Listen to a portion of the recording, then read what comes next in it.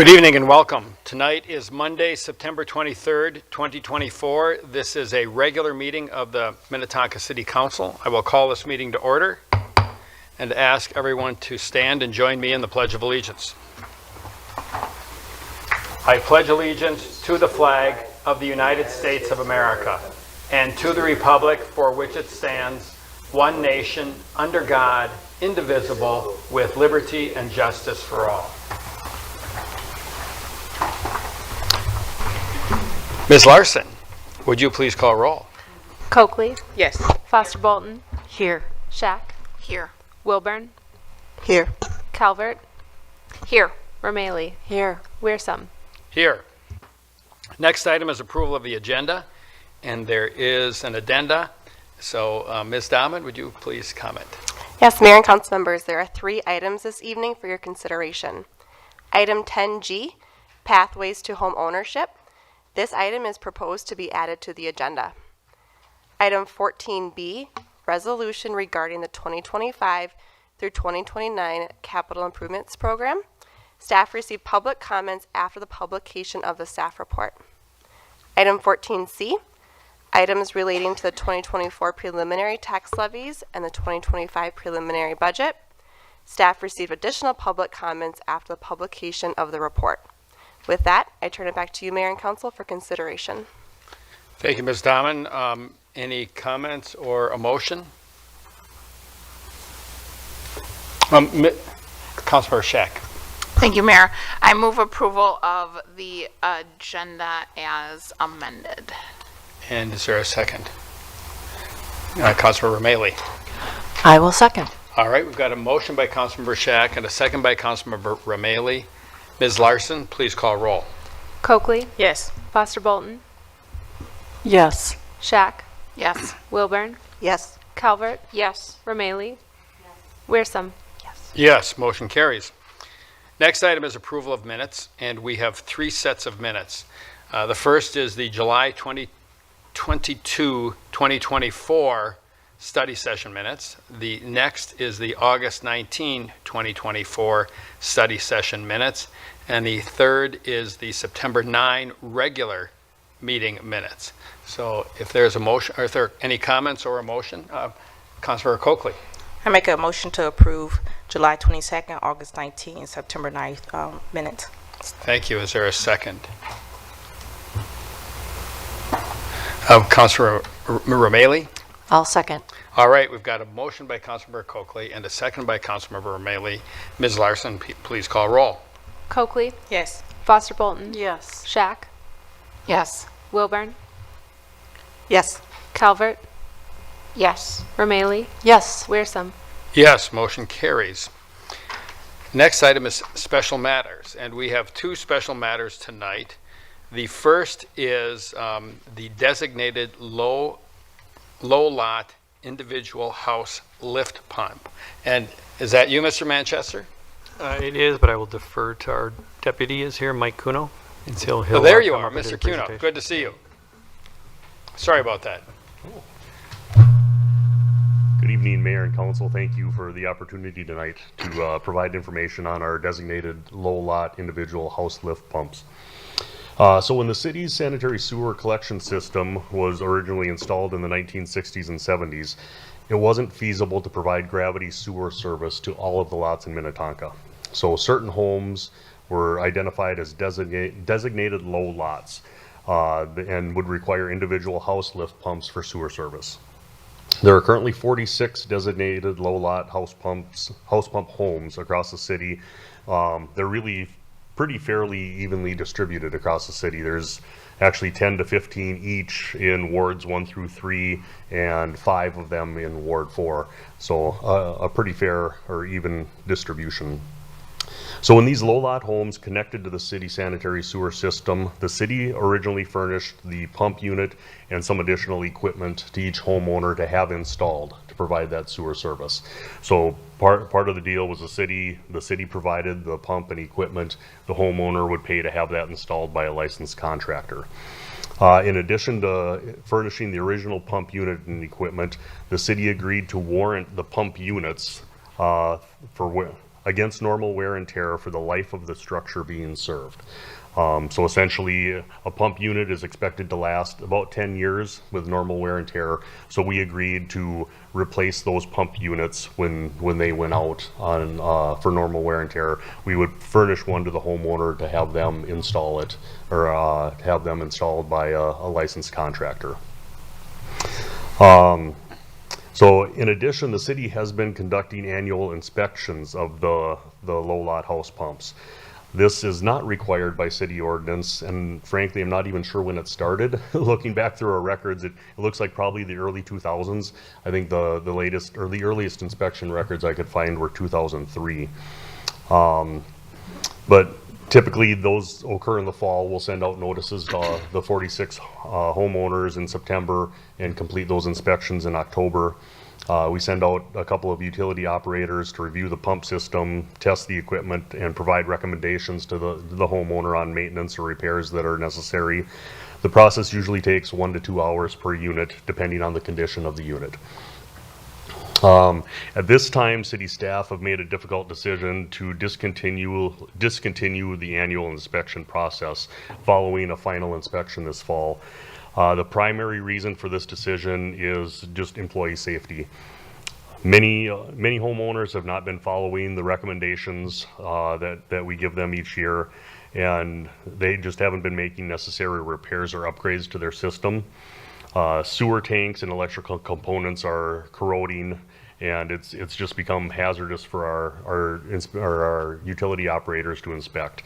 I hear stories of disconnected wires or bare wires, and a lot of our operators are getting shocked if it's corroded enough. One of our operators tells a story that he turned the main switch off, the power switch off to the lift pump, and still got shocked when he went to touch the control panel. So it's a safety concern for our operators at this point. In addition to that, homeowners are making modifications or home improvements that have made access to some of the pumps more challenging.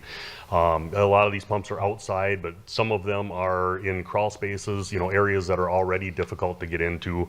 And then when a homeowner makes a deck expansion or installs a beautiful new wet bar in their basement right underneath the crawl space, it just makes it even that much more difficult to get into those pumps to have them inspected. So, and finally, there are concerns. Building codes require that plumbing and electrical work be completed by homeowners or licensed plumbers and electricians. Our utility operators are not licensed to do that work. So having them do work on some of these pumps may open us up to some liability if something was to go wrong. So as far as a transition plan, what does that transition look like? So our city staff will conduct a final inspection of each of the pumps this fall in October and provide a list of recommended maintenance and repair to each property owner. The property owner will continue to be responsible for ongoing maintenance and repairs to the system, so that is not changing. They have always been responsible for maintenance of the system. We will continue to furnish pumps if their pumps go out, so that is also not changing. And frankly, our utility operators will continue to respond to emergencies with these house pump units. The direction to those homeowners is going to be contact a plumber, get a plumber on their way, and then contact city utility staff for us to respond. We need to verify that our city collection system is operating. They'll continue to assist the homeowner as able and provide a pump if that pump has failed. So that will continue to be the case. We'll continue to respond to issues. Cost implications of the decision. So again, the city will continue to furnish replacement pumps going forward. That will not change. The homeowner will need to hire a licensed plumber to conduct the annual inspection going forward. So like I said, those appointments typically have taken our operators an hour or two, depending on the condition of the pump itself. So that would be the homeowner's responsibility going forward. We would continue to recommend that they do that once a year, just to make sure that their unit is operating as intended. And then so the cost for that will be just the annual inspection by a plumber. The big cost is frankly going to be maintenance of systems. There are some systems that have been installed 50 plus years ago at this point that are really starting to corrode and fail. The cost for replacement of the full system, including the well, can be several thousands of dollars depending on the location and what all is included in an upgrade. So that has always been the homeowner's responsibility, will continue to be so going forward. We do have some funding mechanisms available to those homeowners, including the Minnetonka Home Enhancement Program, which has money available for low and moderate income households with some loan terms, or abatement agreements to defer some of those costs and put those costs on future assessment rolls for homeowners that are having issues with the costs associated with that. So with that, I will open it up to any questions. All right, Mr. Cuno, thank you. And yeah, Council, this is an information item only, but yeah, any questions that you all have? Councilmember Calvert. Thank you, Mayor. I talked to Miranda, Ms. Dahman, this morning a little bit about it. So, the one thing that's good about our own inspectors inspecting is that they're making the assessment about the condition and sort of how it got that way. And now we are entrusting people outside the city to make an assessment about the condition of the lift pump and whether it's normal wear and tear. And I'm just wondering if you could comment about that, because if we're replacing it, how will we know if it's really normal wear and tear or if it's something else? Yeah, that's a good question. And that's one of the reasons why we'll continue to encourage homeowners to contact our operators when they're having work done, so that we can go out and put eyes on it ourselves and try and see and review that. Frankly, even now with our operators doing it, it's hard to tell sometimes if it's normal wear and tear. They have seen some funny things in the bottom of those lift tanks that shouldn't be there. But it's for the most part, we are going to be providing those replacement pumps to them unless it's something egregious that caused the failure. Okay. Other questions, anyone? I'm always good for one, you know that. And mine's a little bit of a speculative question, but given the fact that this decision was made a long time ago in terms of these low lot lift pumps, if none of them existed and these were empty lots, do you think we would do this today, or would we, or we say those, given our FEMA floodplain guidelines and everything, this lot may be unbuildable? Would we have a different view on that? And it's a speculative question. But yeah, that's a great question. Frankly, I think with some of the lots, there were already homes built on them, which made it more difficult. Essentially, our collection system came in after those homes were already constructed. So I think in some cases, they would have ended up with house pumps. Whether or not we would have agreed to be part of that is questionable. We are one of very few cities that have that participate in house pumps at all, where the house pump isn't completely private. So I would like to say we wouldn't, right, but it's hard to speculate for sure. Yeah. Well, I think your point is a good one. I mean, Minnetonka had houses in it before we had a sewer system, and so people did things that we only became a city or a village, in 1956, and a city in 1968. So if some of our homes predate that, and so the situation could be far different, and so we inherited it halfway through. So that makes good sense. Council, any other questions? Well, Mr. Cuno, thanks. And I would say, I'm not surprised that there aren't a lot of other cities that have programs like this. And to me, it sounds like it's a very generous program to the homeowner, and the fact that we're continuing to buy pumps.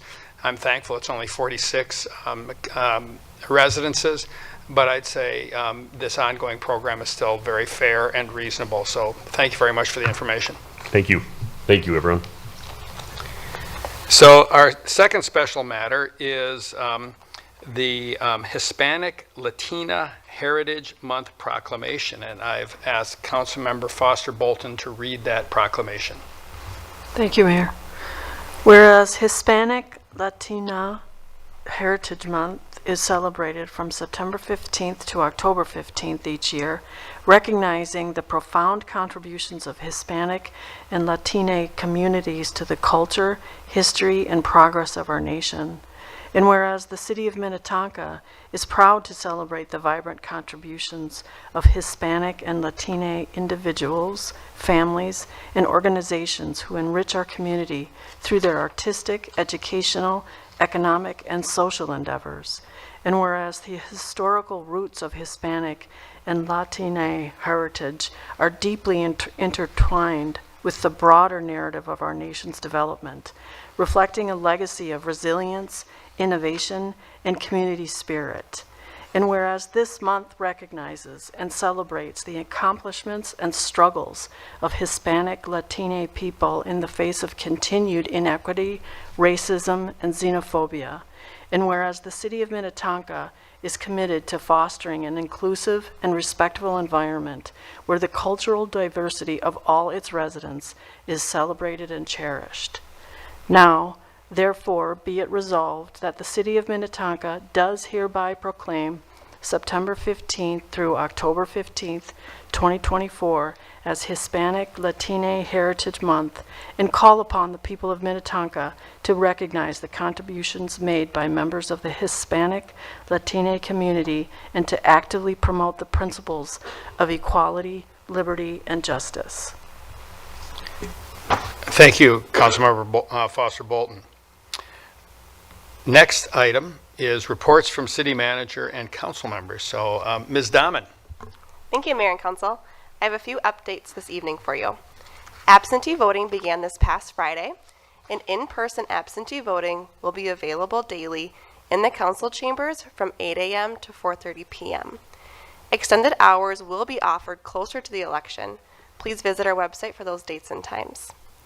This past Saturday, the city hosted its first Latin American celebration at the Civic Center Park Amphitheater. The event featured food, music, and dancing and had a great turnout. A special thank you to the staff involved for their hard work in making this event possible. A reminder that the fire department and city open house is scheduled for Tuesday, October 8th, starting at 5 p.m. And lastly, the next regular council meeting will be on October 7th. And with that, Mayor, I turn it back to you. Thank you, Ms. Dahman. Council members, anything that you would like to report? Councilmember Calvert. Thank you, Mayor. First of all, I just want to thank our wonderful staff because there were, I actually represented the mayor who was unable to attend a chili cook-off to support ICA Food Shelf, and Officer Captain Jason Tate was there, so that was very exciting. And we had police officers, we have firefighters, we had people from Parks and Rec, and we also had staff at the Latine festival. So, you know, I just think about how much extra work goes into, you know, sort of the extracurricular activities, and there's a lot of love and devotion that goes into it. So thank you to everyone. I also attended the third and final League of Minnesota Cities Improving Services Delivery Committee meeting, where we finished approving the resolutions that we will be taking forward on legislative issues to the state capitol, and also made suggestions of things that, you know, we could use support on and discussion for in the coming months and in the coming year. And there were some common themes.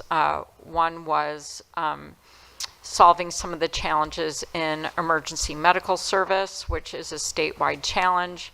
Another was just trying to smooth out the bumpy road to implementing and understanding the new cannabis laws, and, you know, what cities should, can, and may want to do, and how it might relate to the actual law.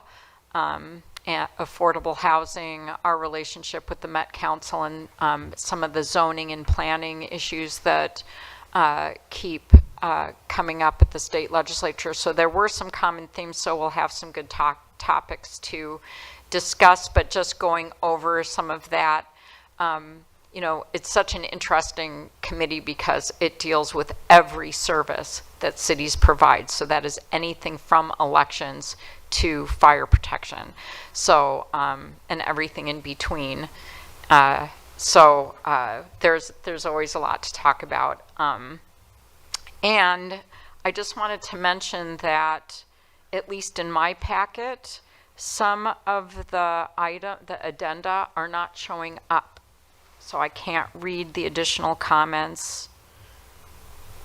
For 14C, there's nothing in 10G, so it's just not showing up. And I just want to, in case anybody else is having trouble accessing the addenda and the new agenda item, I restarted my.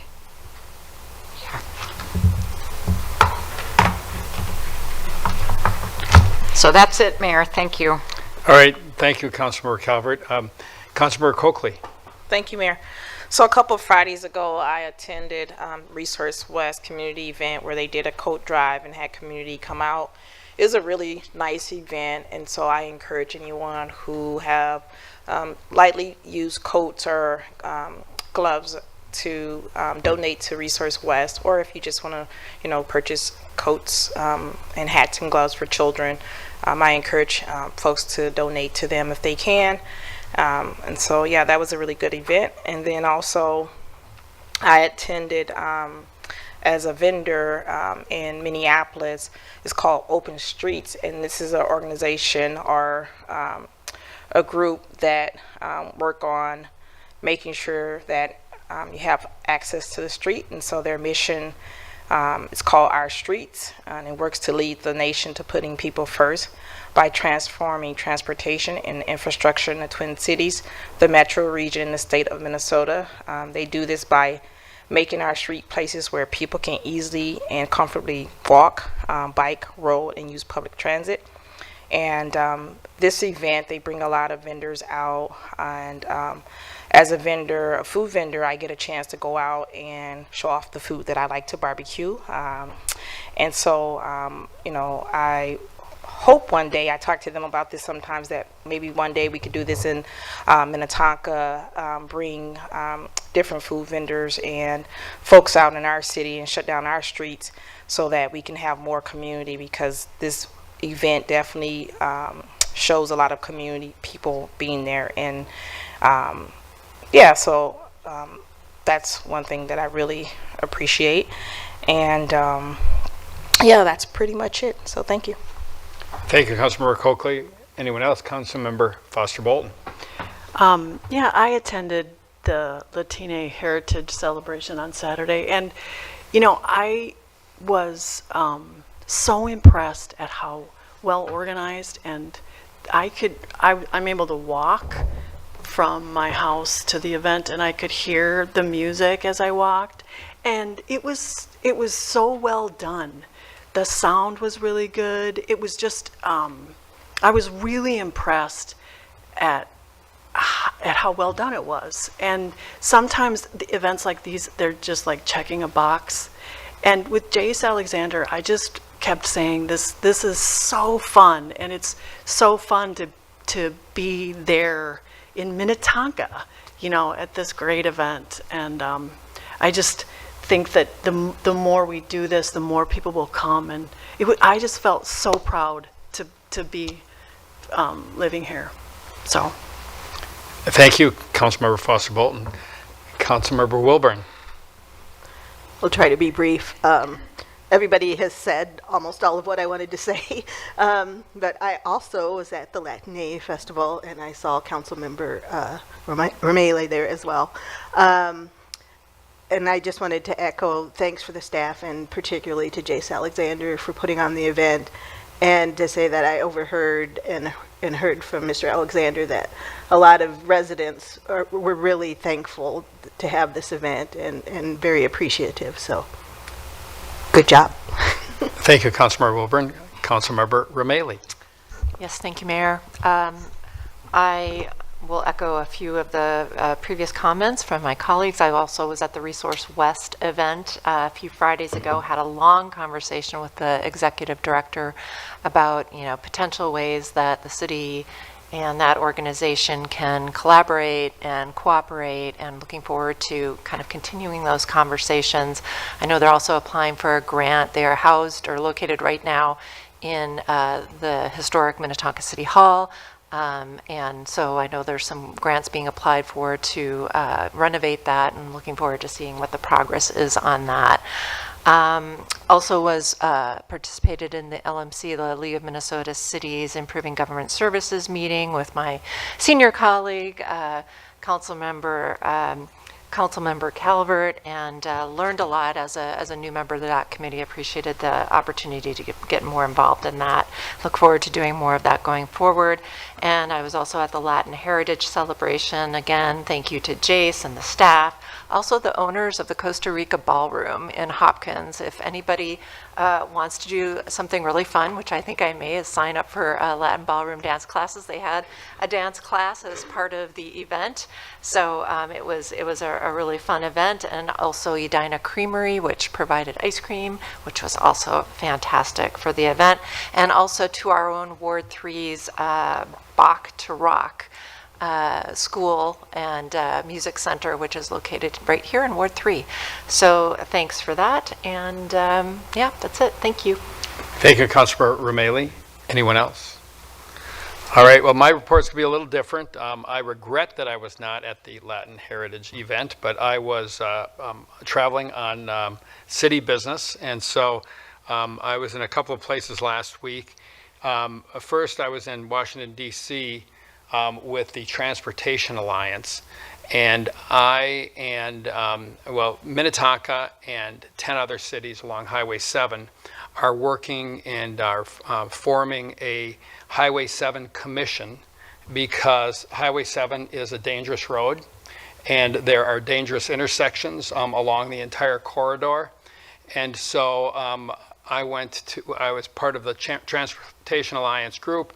We heard presentations from various of our elected officials, including Senator Klobuchar and Senator Smith, and several of our the congressmen and women from Minnesota.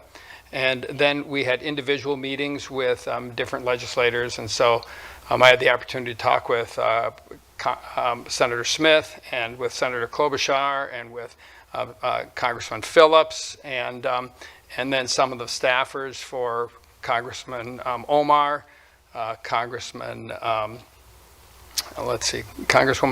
Omar, and then Congressman Emmer. And the nice thing about going to Washington to talk about transportation is nobody disagrees with you. They recognize how important it is, and we made a strong case regarding the needs for greater safety. So I can tell you that MnDOT is doing a study, and we got funding for a study of Highway 7 to ascertain what are the problems, what are the needs. And so I didn't ask for anything in Washington. I told them that we're coming, and we've got a study going on. We have the details worked out. And I was there with our Public Works Director, Will Manchester, who was a very helpful resource as we met with folks. And it was a very worthwhile time.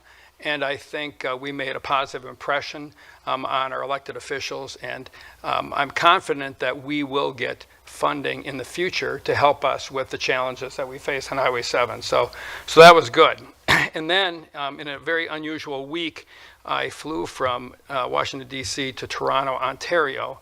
And I was in Toronto with a meeting called the Intercity Leadership Visit. And this is a group of Twin Cities and area business leaders, elected leaders, appointed leaders. Among the people that were there were representatives of some of our large corporations. Some of the sponsoring companies were the Minnesota Vikings and the Minnesota Wild. But it was a collection of business leaders. Now, I was there with 4 other mayors. So I attended with Mayor Fry from Minneapolis, Mayor Carter from St. Paul, Mayor Burt from Woodbury, Mayor Bussey from Bloomington, and I were the 5 mayors that were there.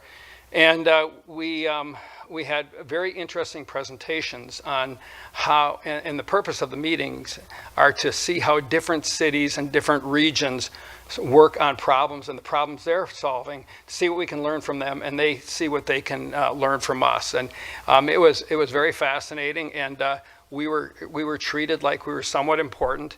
I had the opportunity to speak with Premier Doug Ford, who is the Premier of Ontario, and I also had the opportunity to meet in her office Mayor Chow of Toronto, and we sat down and got together and said, well, what issues would you like to talk about? And there was a strong interest among all of us there to talk about housing. And we talked about housing and homelessness and the different approaches and the different challenges each of our cities face. And it was just a very refreshing, interesting, and worthwhile time. So I really feel honored, and I appreciate the council agreeing to that it was a worthwhile trip for me to make, because I learned a lot. I met a lot of people. And the other interesting thing was I represented the smallest city in the Minnesota delegation of the 5 cities that were represented. But I would say that we ranked number 2 or number 3 in terms of awareness. People know about Minnetonka. And when I mentioned to Premier Ford that I was from Minnetonka, he said, yes, nice place, I've been there. And so, you know, our city is on the map, and this visit was very worthwhile. So I'm pleased that I had that opportunity. Let's see, I've got a couple of other, one other factoid that I didn't know is Toronto is the 4th largest city in North America, after Mexico City, New York City, Los Angeles, and Toronto. So it's a big city.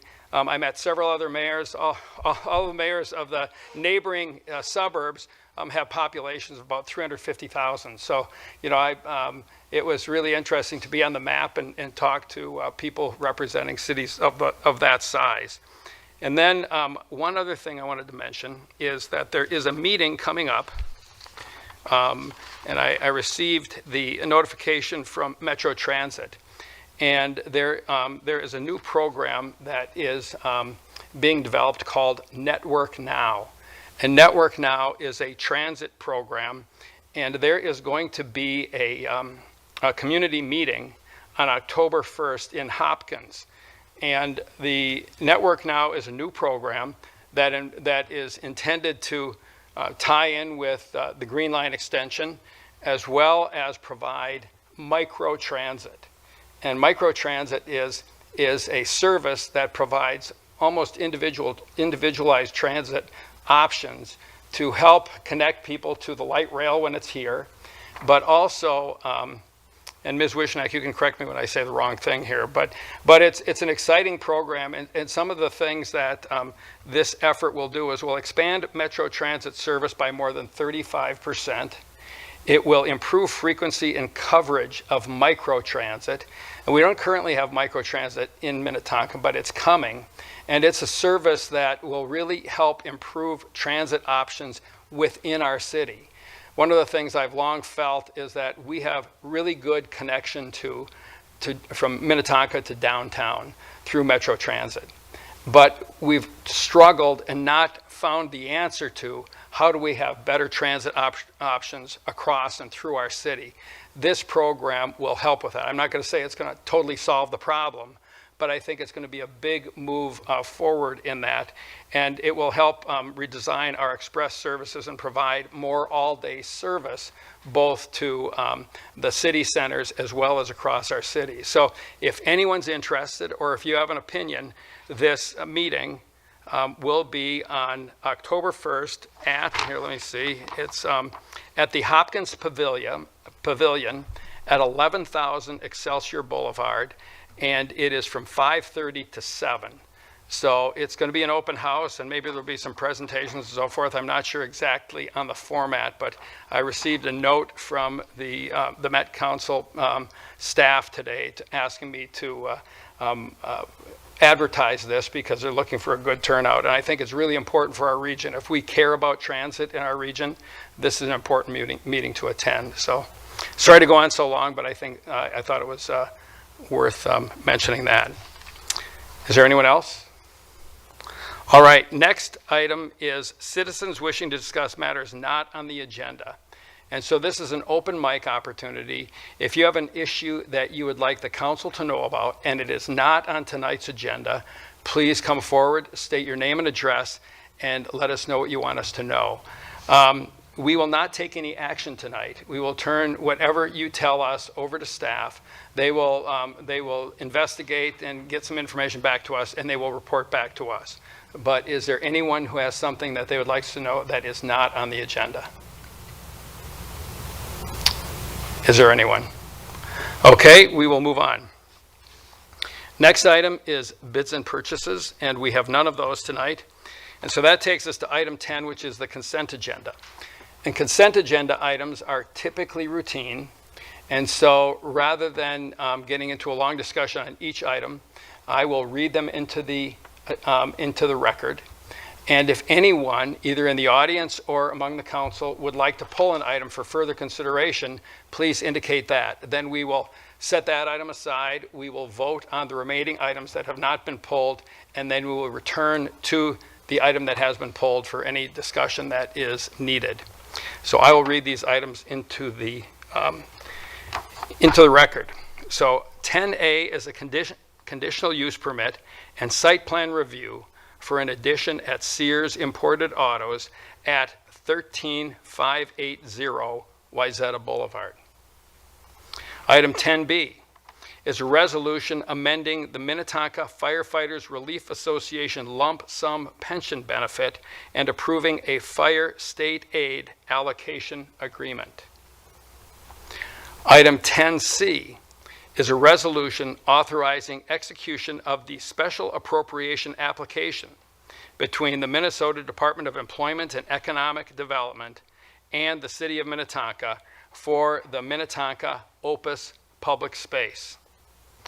Item 10D is a resolution regarding a grant application to Hennepin County for the Glen Lake Park Skate Park.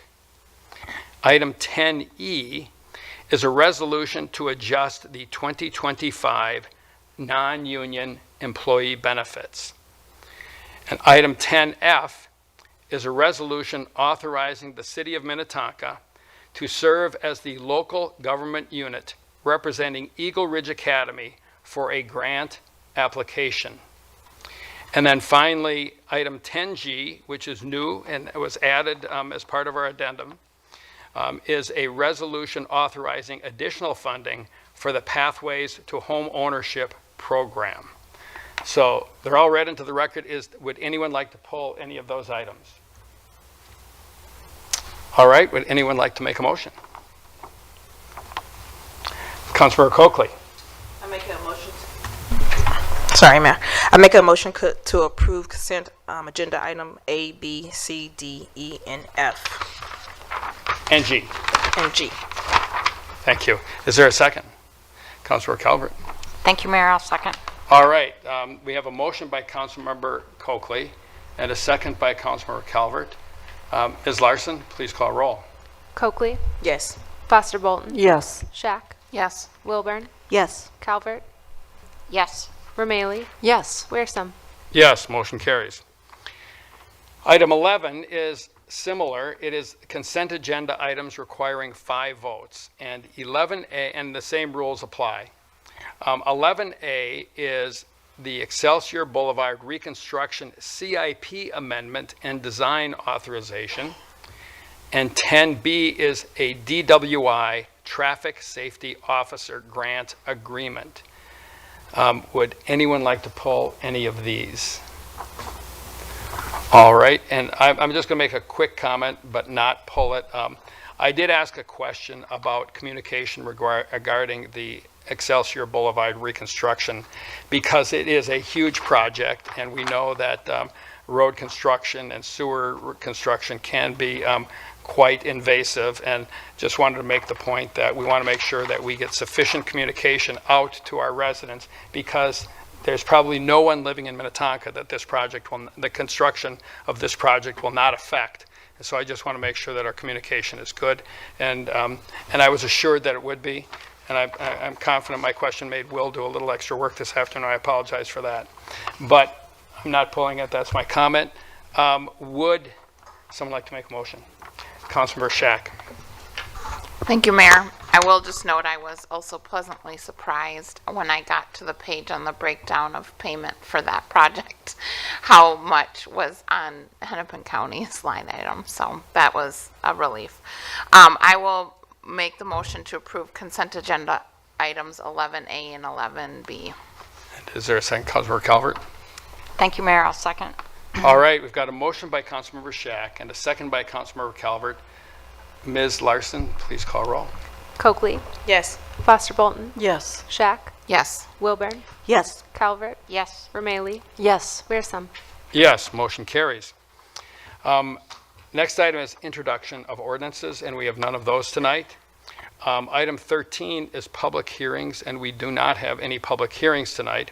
But I will comment, when we get to item 14C, which is the preliminary 2024 preliminary tax levy and 2025 preliminary budget, there will be opportunity provided for residents to make comments because it's such an important topic. So we will take public comment on that, and I want to let you know, although it will not be a formal public hearing.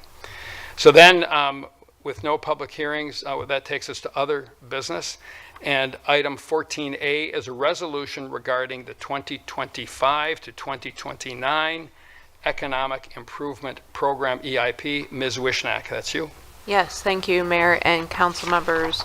This is the Economic Improvement Program. For those in the audience who don't know what that document is about, it is about the economic part of our 5-year planning process, kind of a companion piece to the Capital Improvement Program.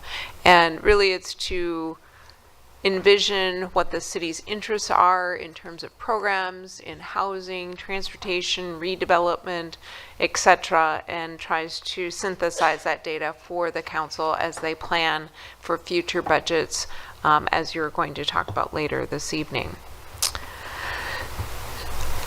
So that's kind of what I described on the left-hand side. It isn't required by law, so it's not a document that you're required to prepare.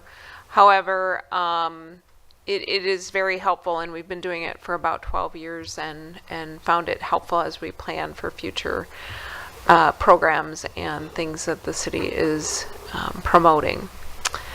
The other thing that we look at when we're providing the EIP preparation is we look at your current strategic profile, your plan for strategic planning that you just adopted as well, and try to align those programs with the criteria that you put forth in that document. The other thing that we think about is, but for the city's funding, perhaps there would be no program that would exist, or if that program aligns with other city goals that you have, say in a comprehensive plan or your housing plan, housing goals, etc., those are included in the document. And then we also ask ourselves, what other economic development purpose do these programs serve? Is it transportation related, as the mayor referred to before about transit? Does it deal with housing, business, or redevelopment? And again, does that program serve that something that's already under committed? So with the different funds, just kind of go over what funds there are, and then we'll go into kind of what the plan is. There is a development account. Again, this is a lot of the pre-development activity happens here. Say, for instance, we're doing some studies or we're doing some research and it's to promote economic development or redevelopment of an area. We'll use this fund to do that. The Little Book Communities account is coming down its fund balance. We've had it for many, many years. We're trying to kind of get out of the business of having that fund, but we have a little bit of a fund balance in that area. The Community Development Block Grant Program there's yearly allocations from the federal government, and then we turn around and participate in the Hennepin County group to dispense with those funds. And then we have the larger fund for affordable housing. That's the trust fund. And the fund balance is currently at 3.1 million. In this last year, you expended 794 for Mills Twin Homes. That money's still sitting there until those expenses are paid. So it's committed, I would say, more than expended. Also, the Amani project on Baker and Roland, we have a contract pending for that project. It's about $244,000 for that project. And then on the HRA levy side, you still hold a balance on that levy of 1.2 million, almost 1.3. There are $500,000 in the in that fund to commit to loan programs. So at the next agenda or next meeting, you'll have an agenda item that talks about reallocating or continuing to allocate the funds for the loan programs. 120 is left over for business marketing. We do use that for Thrive, business assistance, that sort of thing. So that's what that money is for. There's also the $50,000 for emergency business assistance. And then 75,000 is for the LRT repayment. As you recall, we had a $2 million price tag for the city to participate, and we have to pay that back over the years. I think we have one more year. Do I have that right? 2025, it's over. There's also the TIP management report. The update is pending right now. You'll probably hear about that in later October or November. So you'll see all the different tax increment districts and what's happening in each of those districts. And if there's any action the council needs to take, those are included in the reports. The proposed funding that's included in the document, the first area is the HRA levy. We'll take off from there. 100,000 for the housing programs, 100 for pathways, 25 for homes within reach, and 75 for that light rail commitment. 100 for pathways. Again, that's different than the action you just took. So that action you just took was for this year. This document is forecasting 100,000 for next year's HRA levy. So the pilot programs were the Pathways Homeless Prevention Program, as you've heard a lot about that, rental assistance as well. The proposal you'll hear from us next meeting is the rental assistant moving to housing, his house, organization, because they're the ones in touch most with those folks needing assistance. In the business section, you have code compliance program, the emergency business assistance. In the trust fund, we talk about NOAA preservation, we talk about scattered site acquisition, housing, affordable housing production, mostly on the ownership side. Then we have the redevelopment notation, the homelessness efforts, and the rental registry.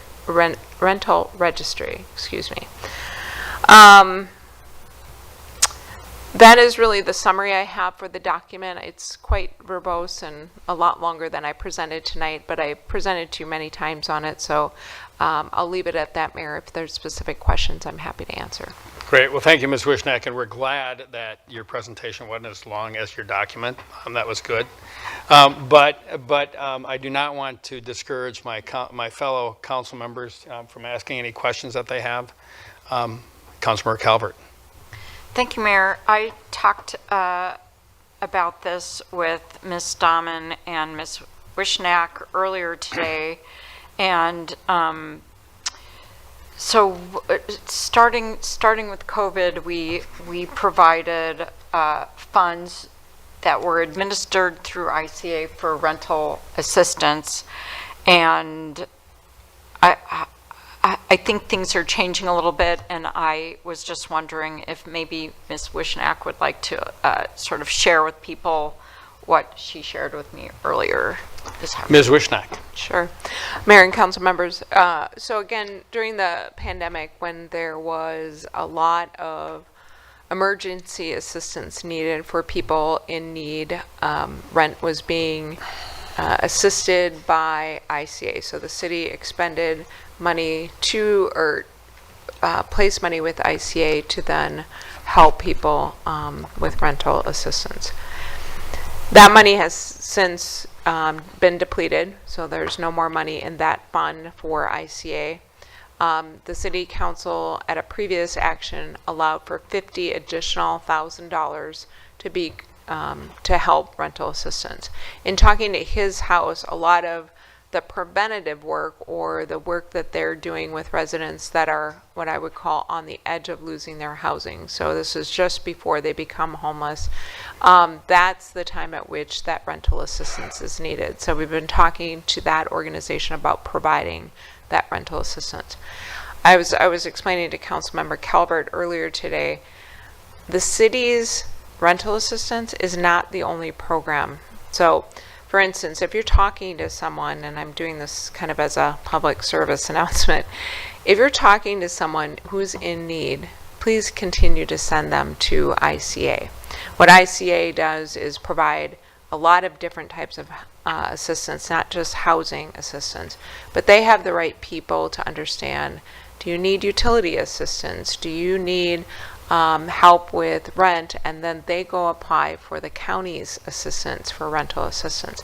We're kind of the last resort, organization of last resort, meaning they should go through all of those other funding sources, and then we're kind of a safety net at the end of that road if there are no other funds available to that person. So again, ICA is very much still involved in someone who is in need, but the way in which that safety net is provided is just a little bit different than how we had it originally during the pandemic. So hopefully that helped. All right, are there other questions? Councilmember Coakley. I have a couple questions, Mayor. I wanted to ask a question about the Pathway program.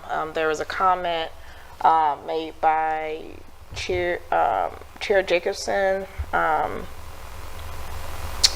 in regards to the Homes Within Reach program, moving the $75,000 over to the Pathway program because of the need and how many folks access that program. And so I'm wondering, is that something that we're going to discuss, or did that happen? I think Miranda maybe said something in regards to it. I can help, Mayor, I think. Miranda, Ms. you want Wishneck. me to go ahead? Yep, go ahead. Councilmember Coakley and council members, the HRA levy, and this is hard to explain because we're in the middle of the EIP discussion, right? So we're dealing with the 5-year look ahead in that document. So that's separate than what later on Darren will give you a report on not only the general fund levy, but the HRA levy. In that HRA levy, on the left-hand side of the screen on the top, it tells you the uses of this year's levy. So in that documentation, the EDAC recommended the numbers that you see on the screen. So they asked for us to set aside some of the money that was originally noted for Homes Within Reach to the Pathways. So you see 100 for Pathways for next year and 25 to Homes Within Reach. That's an administrative fee that was agreed to some time ago. So does that help answer? It does. I'm not. I'll talk to you later about it because I'm not fully clear about it. But I guess I wanted to know, is that something that we'll discuss later about moving the funds over, or was it done? I guess I'm not really clear about that. Mayor, if I may. Ms. Wishneck. Thank you. Councilmember Coakley and council members, it's not moving any money in this situation. This is new money. So you're adopting a new levy with new uses. It's not looking back, but looking forward. So the new money is as proposed on the slide. So there's no action you need to take to move a fund, if you will. What you did earlier tonight, so I know it's a little bit confusing because we did all this on the same agenda. The Pathways program for 2024 did require movement of funds. So maybe that's what's kind of confusing to various people. But you moved money before, that's for this year, 100 for next year. Okay, that answered my question. Then I had another question that I had talked to Miranda about. I don't know if this is a good time to ask that question, but I had asked a question about the breakdown of the folks who received, I guess we do 2 homes per year for homes within reach, but what is the demographic of the folks who currently live in the homes within reach homes, if you have the demographic of that. And then also I had asked a question about the pathway program, because I know you broke down the demographic last time for me. And we're going to be, if we're going to continue to support this program, because I think it's a really good program, especially to help meet generational wealth building. And so it is going to be a popular program. But also I do have concerns because I had talked to a realtor in Minneapolis in regards to the cost of our homes in Minnetonka. Our medium homes usually run between $450,000 to $475,000, and just looking at a typical loan for a person of color, and a typical home, and then the person of color income, are we going to be able to make sure that lower income families are qualifying for the program, the Pathway Home program, because typically people of color make less income, and so because we really consider our mission and vision is to making sure that we continue to be inclusive, I'm wondering, are we going to be able to meet that with homes being $450,000 to $475,000? What will it take for a person to, I guess, how much income they need to have to get to 450, 400, or 475? Because it seems like they would need to qualify for a loan at 400,000. So I'm just wondering about that, because I'll just use recently, and I'll just use, I like to use real examples. Well, recently my daughter was approved for $235,000. Even if we gave her $75,000, she still couldn't move into Minnetonka. And so my goal when I was talking about this program is making sure that we can get more families, specifically families of color, into Minnetonka, so we can have more of an inclusive community. And so I just had questions about that, and how do we get there? Ms. Wishnek. Thank you, Mayor and council members. Not easy questions, Councilmember Coakley, as always. I think that as we shared, we do have the demographics on homes within reach. I don't have them in front of me, but we've shared that before, and I can provide that again. The demographics for the Pathways program, that was in your last packet, so we have that handy if you want to refer to it. I would say one thing that's important to understand is that we don't just have home ownership in single family housing. So we in Minnetonka have a lot of condominiums and townhomes that are very much, I would consider, in the affordable range for anyone. And so that is a pathway to home ownership as well. It's not just single family homes. So and the average in those homes are not $450,000. I'm thinking of Cloud9, I'm thinking of Green Circle condominiums, I'm thinking of Cedar Ridge. There's a lot of examples right off the top of my head that I can think of that are not $450,000. Definitely in the single family home market, absolutely agree with you.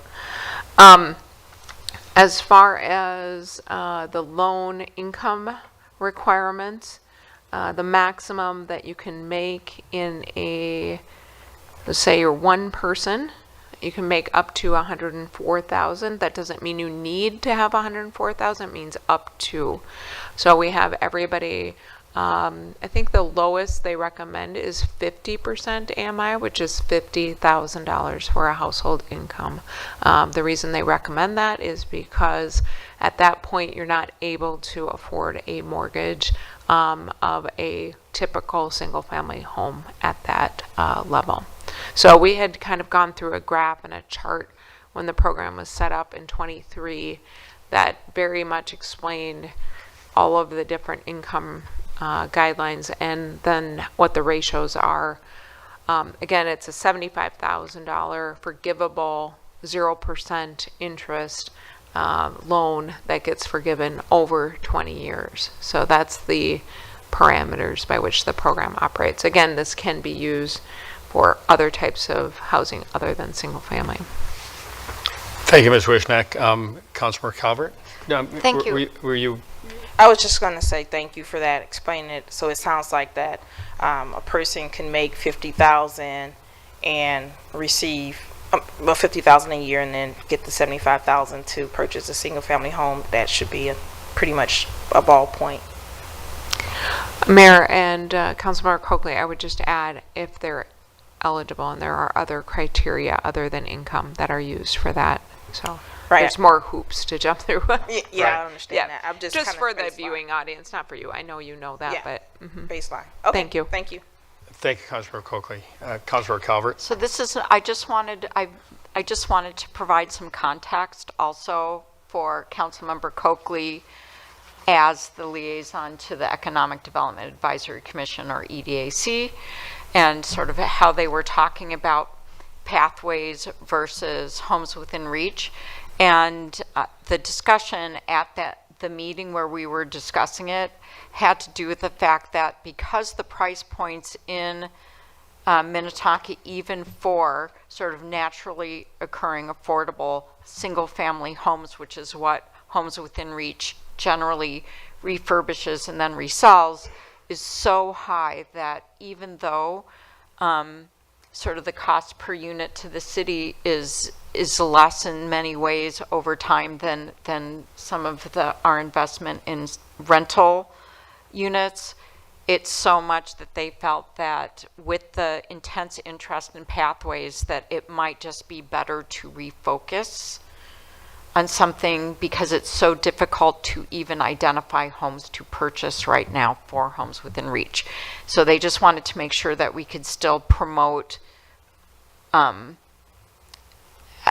ownership for people, that the target audiences that we've been trying to reach to purchase and have home ownership here in Minnetonka.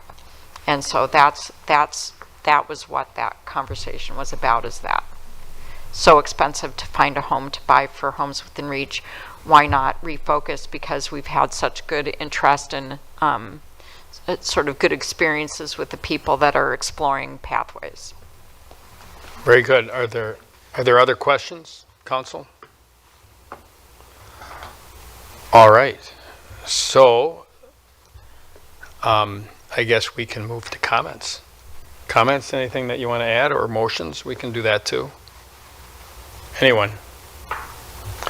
Councilor Shack. Thank you, Mayor. I would move adoption of the 2025 to 2029 EIP program. Is there a second? Councilmember Rameli? I will second. All right. We've got a motion by Councilmember Shack and a second by Councilmember Rameli. Ms. Larson, please call roll. Coakley, Yes. Foster Bolton, Yes. Shack, Yes. Wilburn, Yes. Calvert, Yes. Rameli, Yes. Wearsome. Yes, motion carries. Item 14B is a resolution regarding the 2025 to 2029 Capital Improvements Program, the CIP. And Mr. Nelson, I believe, Mr. Nelson, I believe that's your report. Thank you, Mayor, council members. Good evening. As the mayor mentioned before you tonight is the 2025 to 2029 Capital Improvement Program, or better known as our CIP. This is the city's 5-year plan to provide and maintain public facilities for residents and businesses of Minnetonka, balanced against the constraint of available resources. Capital improvements are projects that require the expenditure of public funds for the acquisition, construction, replacement of infrastructure, and capital assets. The CIP aids in ensuring the city is providing safe, efficient, sustainable, cost-effective, and well-maintained infrastructure, equipment, and transportation systems. Project areas include buildings, parks and trails, equipment, technology, streets, storm drainage, and water and sewer utilities. And we rank all these projects according to three different priorities. Our first priority number 1 is public health and safety, and to meet legal mandates. And so those are our highest priority projects. Our second priority items are to maintain and improve efficiency of existing systems and coordinate with related projects with interested parties as well too, like we have with Hennepin County for the Excelsior Road project. And then our third criteria is expanding new services or expanding existing services, adding new services, or community betterment. So a little bit about the CIP process. This process begins in the spring, so kind of right after we approve the budget in December, we kind of kick off the CIP kind of in February, so we get about a month reprieve on budget preparation items. The CIP is part of the budget process, but it is not a budget. So the items that we prepare that are in the 2025 CIP that are specifically for the 2025 year will be brought forward into the 2025 budget that you will see in December as a final budget, or at your November study session, you'll see those projects brought forward that are in the 2025 CIP. The items that are in the out years, 2026 through 2029, are just plans at this point in time. They can and will change, often change. And so those are not actual budget items at this point in time. Those are just a plan for what our future may include for capital related projects. And if you recall, the council did review the draft CIP back on June 10th. And there hasn't been a whole lot of changes since that document was presented. We have one minor change with public safety that we'll touch on later, but for the most part, that document has remained unchanged. So the development of not only the CIP, but the EIP and the budget are driven by a host of strategic plans and priorities. As you see here, we have Public Safety Master Plan, Natural Resources Master Plan. All these plans that we've looked at and studied over the last couple of years go into the development of the CIP, the EIP, and ultimately the budget there as well. The strategic profile and the annual community survey also drive the development of the CIP.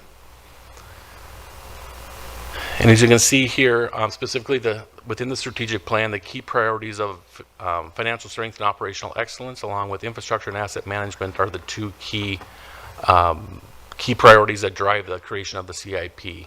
And within those key priorities, we have key strategies that are specifically related to the development of the CIP and the budget within both of those areas as well too. So when we look at the 2025 to 2029 CIP and the funding amounts within that document, you can kind of see over the last 4 years worth of CIPs, it does ebb and flow a little bit. The 25 CIP is substantially larger than the previous years. A majority of that change or that increase in projects is related to the Excelsior Road project, and as Council Member Shack may have mentioned, that a lot of that project, or a good portion of that project, is funded by Hennepin County or outside resources as well there. So that's why the increase in the projects, but there are a number of projects in here. When we look at the tax levy, we'll get into that a little bit. Tax levy is leveraged really well within the CIP. We really try to maximize our leverage with outside resources, other grants, other fees, those types of things within the CIP. And this is a chart that you may see more than once tonight. This is a breakdown over the last 10 years of Minnetonka's levy allocation amongst, basically we got kind of 3 different levels of tax levies. We have our debt service, we have our operational piece of it, which is the orange portion in here, and then we have our capital improvement program piece of that, which is the blue chart at the bottom. And you can see that's stayed relatively stagnant over the last 10 years or so. We did, during the COVID years, we had some additional funding coming in from the feds on that end of it, so we were able to leverage those dollars and kind of reduce our CIP at that point in time to help with keeping our levy reasonable at those points in times, and have some outside dollars pay for some one-time costs on that end of it. But we will be looking to ramp up our CIP. We've tried to do that over the last couple of years, but kind of run into funding mechanisms or funding challenges and those types of things. So we are keeping steady with where we're at with our CIP, but it is needing to definitely be looked at in the future as we move forward. Looking at our revenue sources within our capital project funding. So we have a number of capital project funds within the city. Not all of them are funded by property taxes. As we mentioned before, we had over $200 and some million of projects in our 25 CIP through 29. And we have about $10 million or so of property taxes dedicated to our CIP. So there are a lot of funds that don't utilize property taxes for their projects. But in this instance here, if we look at the far left, about halfway through there, we have the Street Improvement Fund through the Forestry Fund. The funds there that have the blue The light blue base on those are the ones that use our property taxes. And so our biggest one is our street improvement fund. We have over $6 million of that. Just about $10 million levy goes directly into our streets. And so that is our biggest area of need, and that is our biggest directed resource of our property taxes. The next ones are our capital replacement funds. So that's our snow plows, that's our police cars, those types of things. Tech development is our IT technology, public safety, parks and trails, and forestry as well too has some. Forestry, we've been pretty light on our levy over the last several years, kind of preparing for EAB. This year we did increase the levy related for EAB because we were kind of hitting that peak of the emerald ash borer infestation on that end of it. And so hopefully we'll see a peak at some point in the near future, and then we'll levy hopefully be able to subside down the road. But that is relatively small in the grand scheme of things, but is a change from last year to this year. And then as we move further to the right, we have more of these orange colors in here, which is the trail expansion and electric franchise funds, are the capital project funds. And so those funds are driven by franchise fees, and that is the same with the cable TV as well too.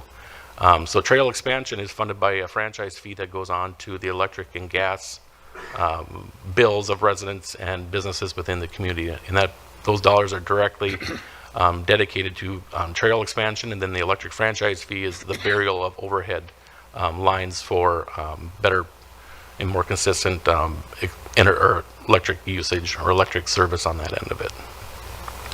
Then the far right we have MSA, that's municipal state aid account, and so we have state dollars that come in there from the gas tax that everyone pays for with their fuel purchases and things like that.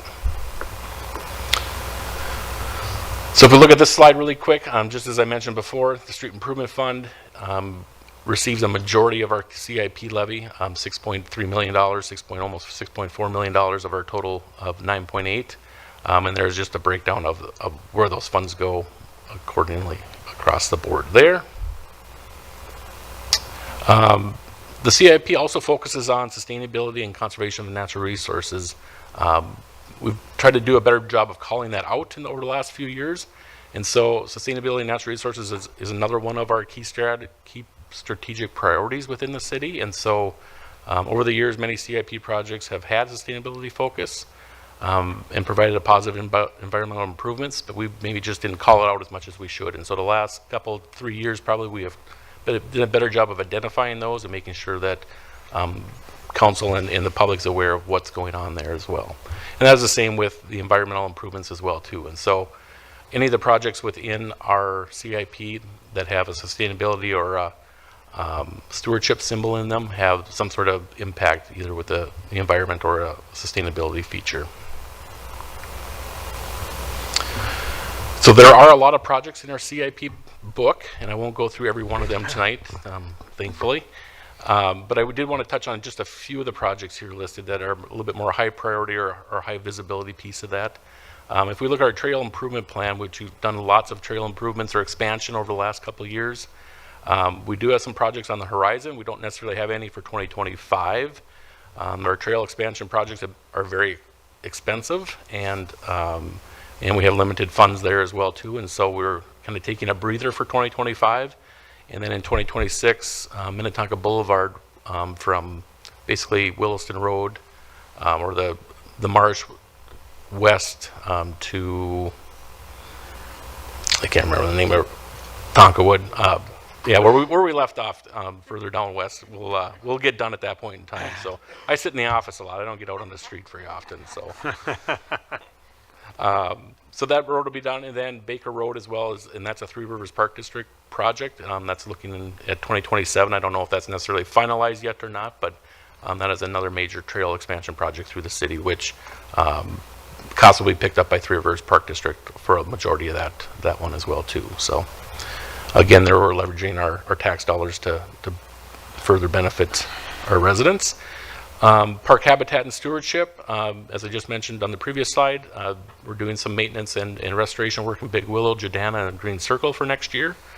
And then the Excelsior Boulevard project, which was on the agenda for earlier tonight, that's almost a $50 million project that we're looking at.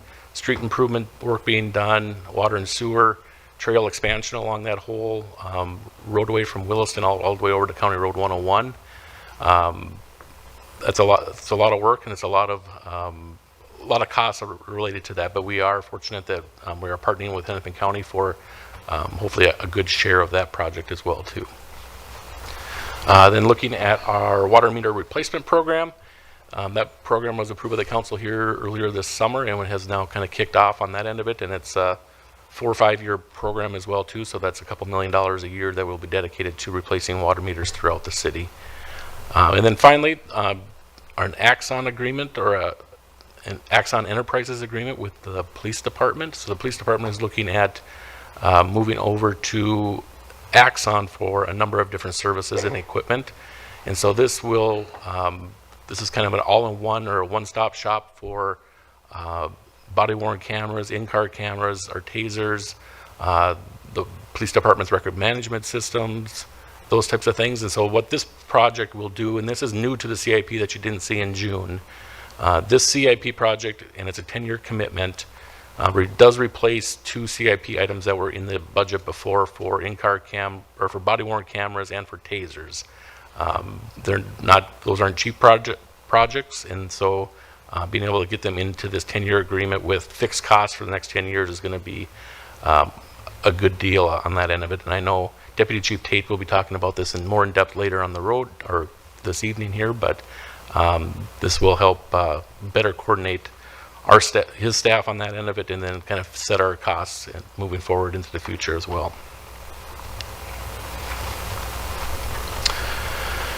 So if we look at challenges, we still have challenges in our CIP. There's inflation is still there. Obviously, we've seen that inflation numbers are coming down, which is good news. But we have seen high numbers over the last couple of years, so we're catching up on that end of it as well too. So it's still burdensome to us. We're seeing supply chain issues still. We have pumper trucks that were ordered a couple of years ago that we're still haven't received, and we ordered some again maybe it was at the end of last year, I think it was, that will be still 3.5 year wait time on pumper trucks. So it's hard to plan for those, and it's crazy that you have to wait that long to get that type of equipment delivered on that end of it. Then obviously we still have our infrastructure, a lot of our infrastructure is underground when we get to looking at our water and sewer rates and things like that later this fall. There's a lot of infrastructure underground that people don't see, and then we got to really, we have to expend a lot of dollars to make sure that service runs without interruption as well too. And for the first year, my time here is that we're actually showing in the CIP some deferred projects as well too. Earlier this year, trying to make the budget numbers work and looking at the CIP as an area where maybe we can help with that a little bit, is that we did find some areas that we're going to try to defer some projects as best we can. Some of it, and a lot of it, is equipment.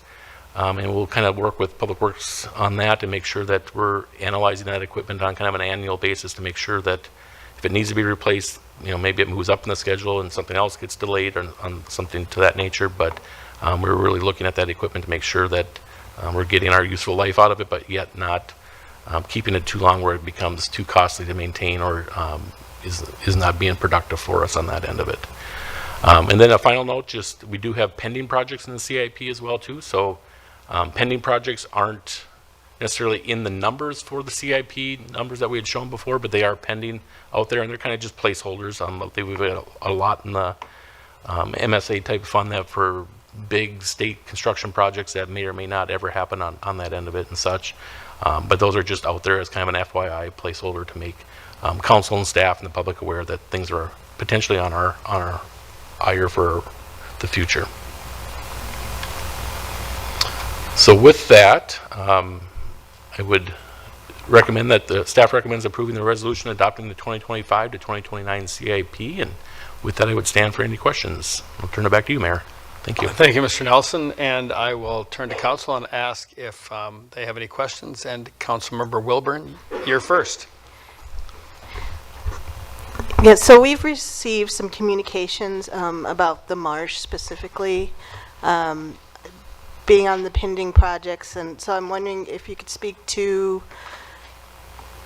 what that means. Like, I realize it's not going to affect the 2024 levy, but what it would mean for 2025 and beyond, And will there be any more public engagement around the marsh and what we're going to do with the marsh, and just sort of explain what that means?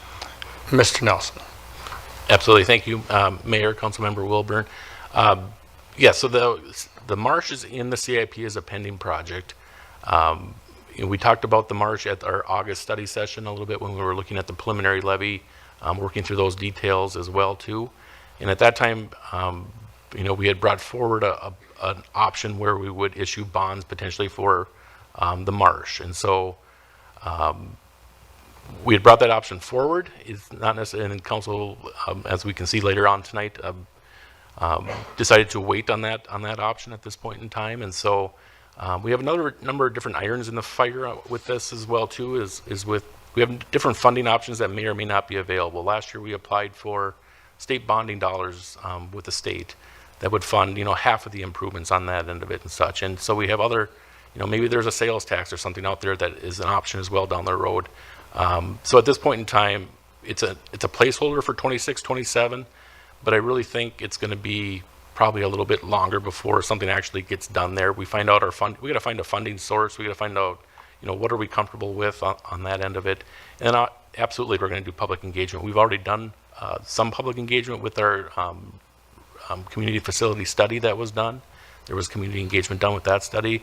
But absolutely, I would assume that we're going to do as much outreach as we can. We want to have support for this community asset. We want to make sure people are informed of what's going on and how that's impacting them on that end of it. So hopefully that answers most of your question. Yep. Thank you. Other questions, council members? Other questions on the CIP?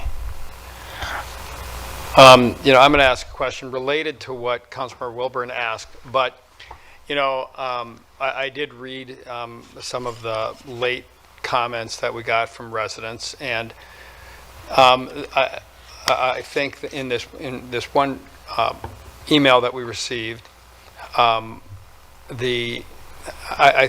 it intimated, I won't say it said, it intimated that, well, if we approve this with something and a placeholder spot, that we're really saying, well, we're stuck with it, and we're going to have to pay for it in the future. And I disagree with that notion, because I remember past CIPs where we had a big number in for a community swimming pool. And it was there, it was a wish list item. We've never moved that forward, but it was an amenity that was viewed as something that could be valuable for our community.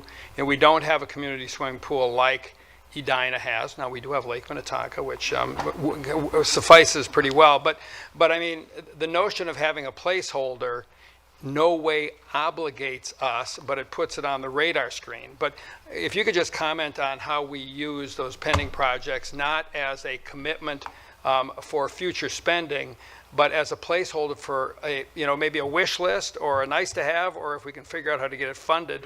Just help me explain that a little bit better from what our intention is with that. Absolutely, Mayor.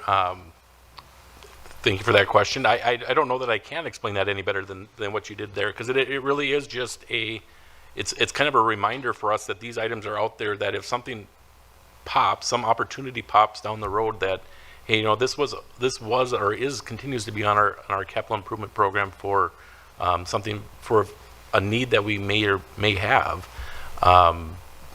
The swimming pool is a prime example of that. That was on there. That's been on there for probably a decade or so, and we haven't addressed that to date. Obviously the marsh kind of plays a piece of that as well too, but it's not necessarily fitting the total role of that as well. So, there is no obligation to those dollars. That they're just estimates that are in there as trying to figure out a pie in the sky estimate of what a community pool may be or anything on that end of it. They are just literally just kind of reminders for staff and for council and for the public to know that we're thinking about things that may or may not come to fruition. So right. And then Councilmember Calvert. Thank you. I just want to piggyback on that because this is the kind of meeting where we might not have a large audience in the chamber, but people are paying attention because it has to do with our budget and what we're spending our money on it. And I really appreciate this discussion, especially I just think pools were one of the first things, when I was door knocking for city council, it was one of the first things that came up at the doors. Because so many people actually said to me that, and this is true, that we were underpooled and that we needed more pool space, we needed more lap time, we needed more availability for lessons, et cetera, and that was, I was on the planning commission at the time, and these items had come up as things that we needed as part of our development, and at the time, so this is years ago, that it was $25 million to build a pool, and that was before current inflation, et cetera. So then when the marsh came up and we were able to buy not only a facility with all kinds of exercise equipment, exercise rooms, all kinds of other amenities, and 6 point whatever acres of prime property that we had been wanting to acquire along Minnehaha Creek, as well as two pools for $4.6 million, if I remember right. That is a lot less than $25 million, and that's why having these pending things, these are things that the community has brought to us as important. It's not just like a wish list that council members have, it's a wish list that community members have. And so these are just sort of ticklers, like a reminder that people are thinking about these things and hoping we can find a way to make them happen. So I agree with the mayor that this is not something, we're not committed to anything, but if an opportunity arises and we can, take advantage of a good opportunity, we should try. And and we also, there was also a question in some of the emails, the late arriving emails about, why do we want to approve certain things in our CIP now? Why can't we do it later? And the whole thing is, one of the things that I appreciate about Minnetonka is we are planful. We are deliberate. We make plans. And so if we have to change, it's a lot better to know what you're changing from so that you can know what you're changing to than to just be sort of loosey-goosey and not have everything before you. So I actually think it's really important to, we might not even be able to do everything in our CIP because things do change. And, things like the whole Axon opportunity to make things more efficient in public safety, well, it's an investment in efficiency, and so there may be an investment up front, and it saves costs on the other side, and that's another part of this. So I got a phone call today from a resident that was like, our trucks are nicer than trucks in other places. And I said, but we are deferring the purchase of vehicles, and because the levy is very high. And I said some of those vehicles are really essential to the services that we provide our residents. And so when we invest in those, it just makes sure that we can provide the services that we need to provide and not spend a lot on repairs, which are also super expensive. So I think our staff does a wonderful job being really realistic about what we need, being willing to make sacrifices on their actual wish list, which would probably make their jobs easier. And they really, do look for those cost savings in things like our CIP and our budget. Thank you, Councilor Calvert. Are there any other questions? Or, we can move on to comments or a motion, but does anyone have any comments, further comments on the CIP? Anyone? Councilor Romali. Thank you, and thank you, staff. As a newer council member, I just want to express appreciation for both the packet information and also the slideshows, which I hope we can get access to after this meeting, both of which I found very helpful. I did want to, kind of make a comment in that I think due to careful consideration by council and the response by staff, we in fact have, and we'll get to this in a bit, an overall tax levy that is, at the lower end of the pack for surrounding cities. So I think that speaks to a lot to our mindfulness, planning, and careful consideration of our resources and our residents. And then in terms of, other kind of the marsh and other things in terms of our CIP going down the road, I think our residents want us to make investments in them and in our community, just like any business. I know some residents like to say, why can't government run like a business? Well, one might say that businesses invest and subsidize cafeterias for their employees, or in this case, maybe residents, who still have to pay something in order to go to those cafeterias.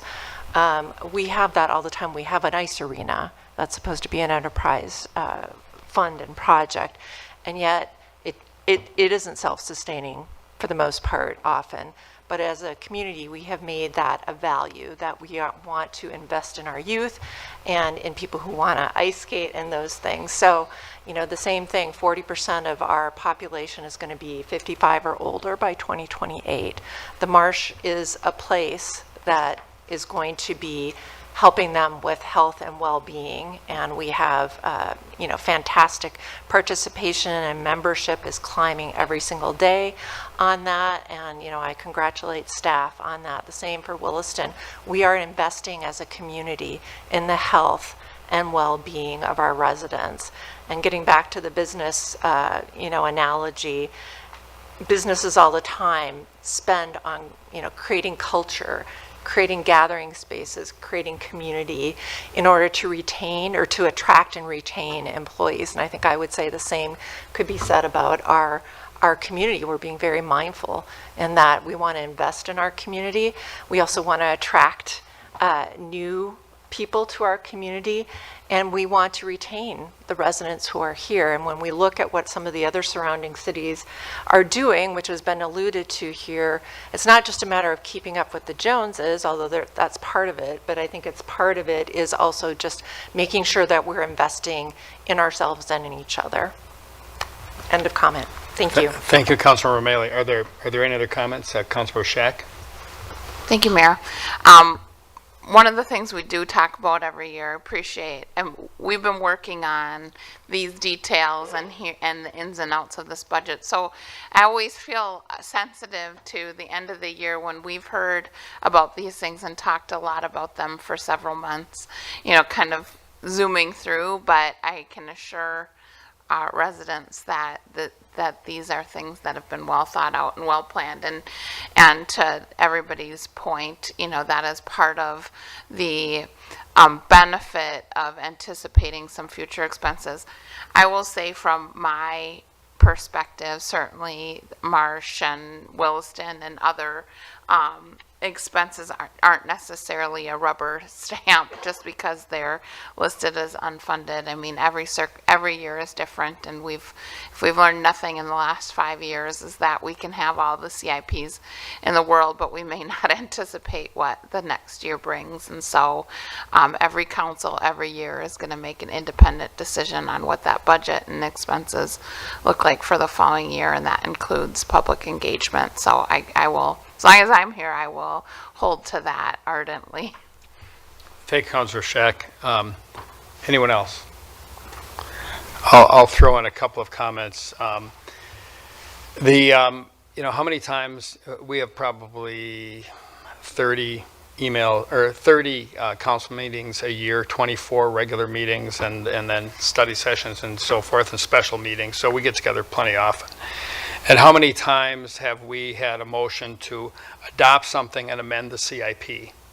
I mean, it doesn't happen every meeting, but it happens with significant frequency because the CIP is a plan and a roadmap, but it is not a budget and it's not a commitment. And I think we need to bear that in mind. It is a tool that's flexible, and I think it puts, and I'm very thankful that we have it. When I was on the League of Minnesota Cities board, one of the improvements that the executive director made was he implemented a CIP process for that organization. And I think that 5-year look and anticipating expenses, and any organization has times when there are major expenses, and I think that's exactly the right thing to do. So, and then because everyone's commenting on the marsh, I'm going to comment on the marsh too. We as a council agreed that we felt that our levy for next year was going to be too high if we included some facilities improvements, and we lacked comfort with that, and we collectively recommended that that be removed from the levy. And while we're jumping ahead a little bit, that's indeed what happened. The other thing is that, and I'll just speak for myself on this one, because I haven't polled my council members, because I know I'm not supposed to do that. And but just kind of reading the tea leaves, everyone knows that I was strongly supportive of the marsh, and I think it's an important amenity for our city, and I really want us to hang on to it. But, and staff's getting a little tired of hearing me say this, but I really believe that the marsh is an amenity that needs to be self-sustaining, that the income needs to cover the expenses of the marsh. And frankly, I think our membership fees and things are just too cheap, because you compare what other recreational facilities of that stature and that caliber charge, and it's a lot less. In fact, it's about 40% of what the marsh, when it was being run previously as a private entity, was charging, and they hadn't taken their prices up in 10 years. So, while I don't want to cavalierly spend residents' money, I think that we should charge more. And I got a nice email from a lady a while back, and she was thanking me for my role in saving the marsh, for lack of a better term. And I said, well, I'm very flattered, and I'm glad that we have been able to keep the marsh available to our residents, but I'm really concerned about the long-term viability of the marsh, because if we cannot get it to a break-even point, my view is that we should sell it and let a developer take it and do whatever they want, what they need to do with it, because I really think it's important that the marsh be self-sustaining. This is a well-to-do community. We can do a workaround for people who need help paying for the marsh, but most of the members there, I think, and we have a lot of silver sneakers and Medicare Advantage Plan members who pay nothing. The only way the marsh gets paid is when they swipe their card, and I think the marsh gets $3 a visit or something like that. And so our revenue model, we've got a lot of members, but we don't have as much revenue as I'd like to think we should have. And I'm going to continue working toward encouraging us to get to a model where the revenues from the marsh through fees and memberships cover the expenses of the marsh, because it's not like we're a poor city. And I think there are workarounds where people who need help to be able to afford the marsh can get that help, rather than extending it to everyone. So that's one person's opinion, but it's one that staff has heard from me. And and I'm going to, when we talk about the marsh in the future, because there will be future conversations of the marsh, I'm going to raise that point again, because I really think that, we could triple the rates for the marsh, and it would still be a good deal. It would still be a better deal. I shouldn't name names, but there are competitive facilities that would cost a lot more than even what we would be charging if we charged 3 times the amount. And the other piece of it is that if we become self-sustaining, then it's much easier to decide to make improvements to it and really keep it a competitive facility. So that's one person's opinion, but I think it's relevant, and I wanted to share that. So thank you for indulging me. So any other comments or a motion on the CIP? Councilor O'Malley. I move to approve the resolution adopting the 2025 to 2029 CIP. Is there a second? Councilmember Calvert? I'll second. All right, a motion by Councilmember Rameli and a second by Councilmember Calvert. Ms. Larson, please call roll. Coakley, Yes. Foster Bolton, Yes. Shack, Yes. Wilburn, Yes. Calvert, Yes. Rameli, Yes. Wearsome. Yes, motion carries. So that brings us to item 10C. And so as a process check, I think, would anyone like to take a quick break now, or would you like to do it after item 14C? Any opinions?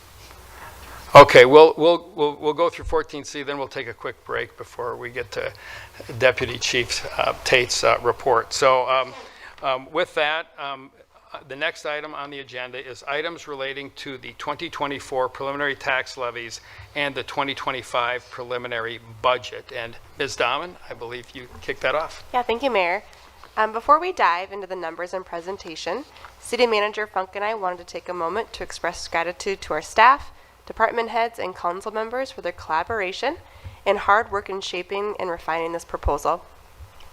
The budget is one of the most significant policy decisions before council, as it symbolizes the city's goals and priorities for 2025. Mayor and council, your thoughtful guidance and feedback throughout this process is a testament to your commitment to meeting our mission and vision. Since March, staff and the city council have been working together on this budget, and it has made significant progress.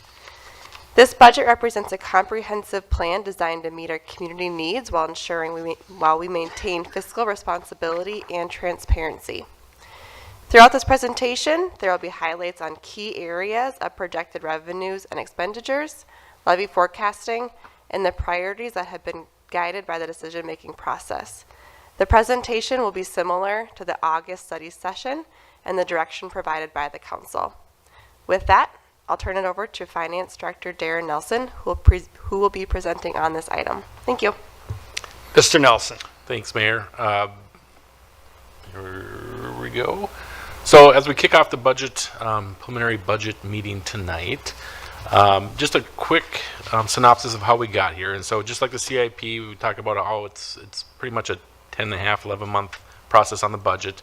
And we provide a lot of that communication to the council, as you guys have mentioned as well too. We give director presentations back in March. Our community survey results were received back in the middle of May.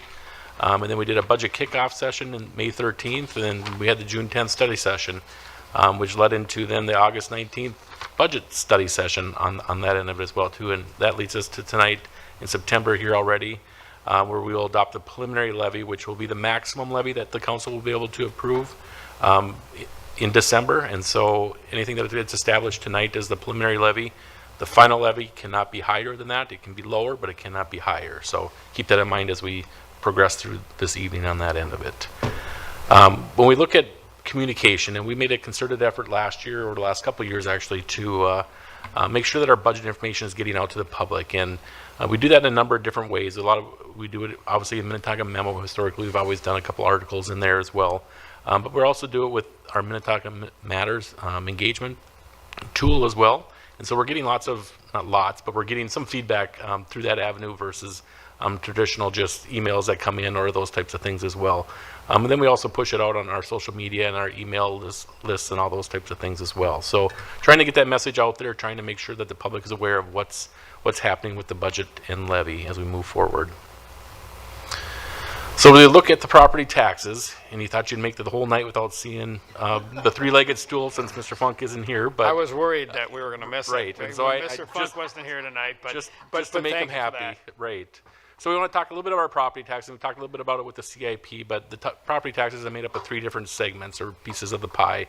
And so it's that capital improvement fund that we talked about before, the debt service, and then our operations, which our operations is the largest portion of that. It makes up 0.75% of what our total levy is on that end of it.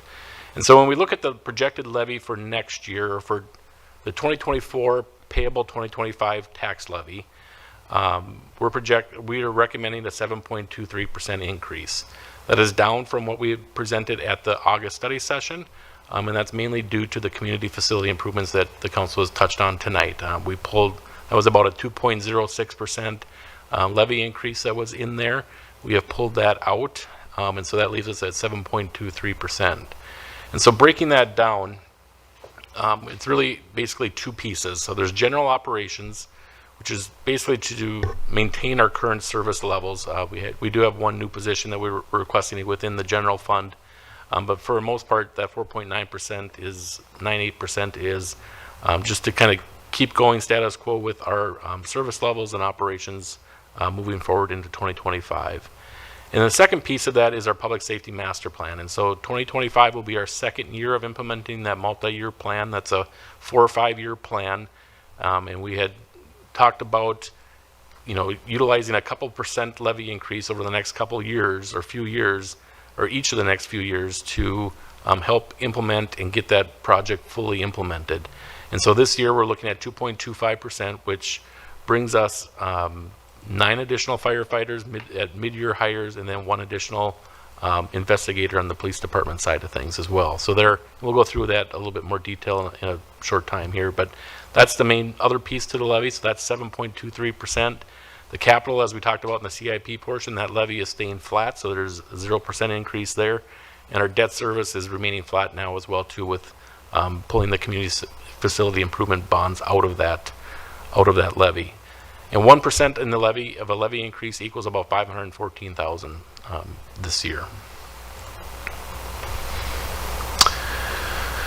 So here's a slide that we look at back in the CIP portion as well too, but kind of focusing now on the orange section of this. The blue is the CIP, the orange is the operational piece of that. You can see over the last 10 years where that has gone, and over the last couple of years or last 2 years, really with our public safety master plan driving a lot of that.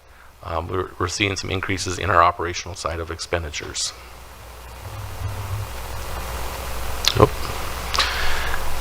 This is the revenue source by fund. That we saw this in the last slide presentation as well too, so I won't spend much time on it. Again, the funds on the left-hand side of this slide are the ones that would be impacted by a tax levy, and there again, the majority of our tax levy in our CIP goes to the street improvement fund. So if we break down the 7.23%, there are a number of items that make up that percentage, I should say. Obviously, the public safety investment piece of it that we talked about is at 2.25%, but the 4.98%, when we talk about just kind of general cost of living type of increases that account for it, we have a 0.5% of that 4.98 is related to the ARPA levy reinstatement. And so if the council recalls, we had received ARPA dollars that we subsidized levies in 22, 23, and 24 to help reduce the impact of the levy increases in each of those years. And I think it was about $1.5 million total, I believe, that we reduced the levy over those 3 years. 2024 is the last year of that, and it was $250,000. So to maintain our service levels where we're at, we need to levy those dollars back into the levy. So that's about a 0.5% levy increase just to get us back to kind of zero at that point in time. Our staffing and COLA market increases, and so this is related to some of our related to just cost of living adjustments for staff, market adjustments. Those are within both our union and non-union classifications.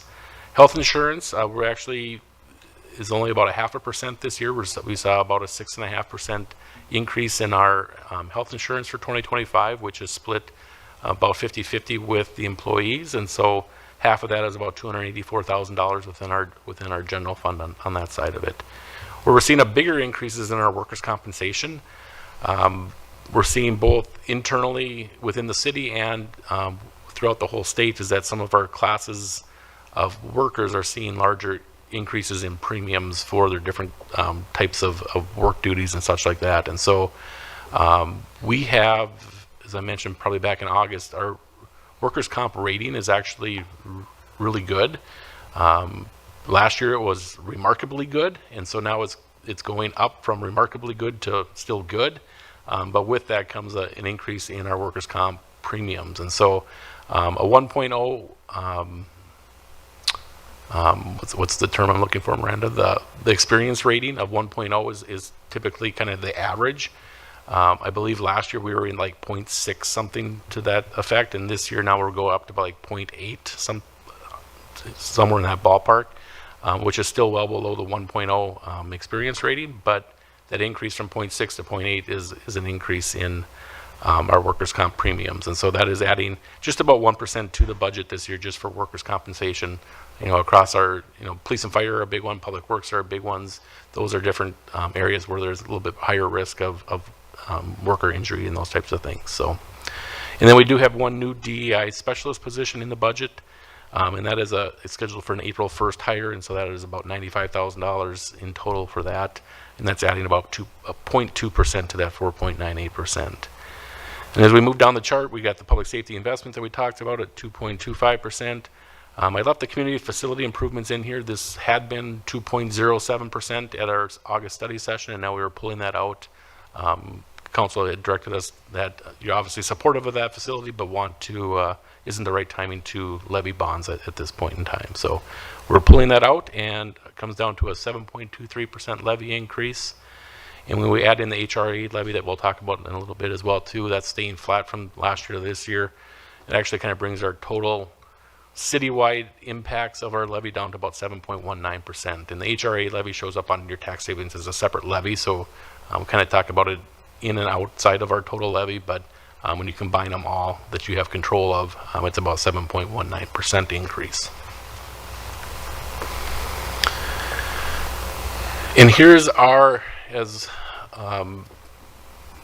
Miranda or Ms. Dahman mentioned about our projections, we're looking at our levy projections through 2029, and we always do at least a 5-year outlook on our general fund operations along with our CIP pieces of that to make sure that we're trying to keep our levy as moderate as we can and not have spikes in it. Obviously, 24 through 28 are some larger numbers in that end of it. The public safety master plan is driving a lot of that over the next couple of years. But we will try to moderate these as best we can. We work really hard to show you these numbers and hope that they come in and really strive to make sure they try to come in less than that. But these are kind of where our projections are at based off of what we know at this point in time. So, and 2028 would be the last year if we were to fund the public safety master plan throughout the next few years. That would be the final year of that implementation, and things come back to kind of normalize after that point in time.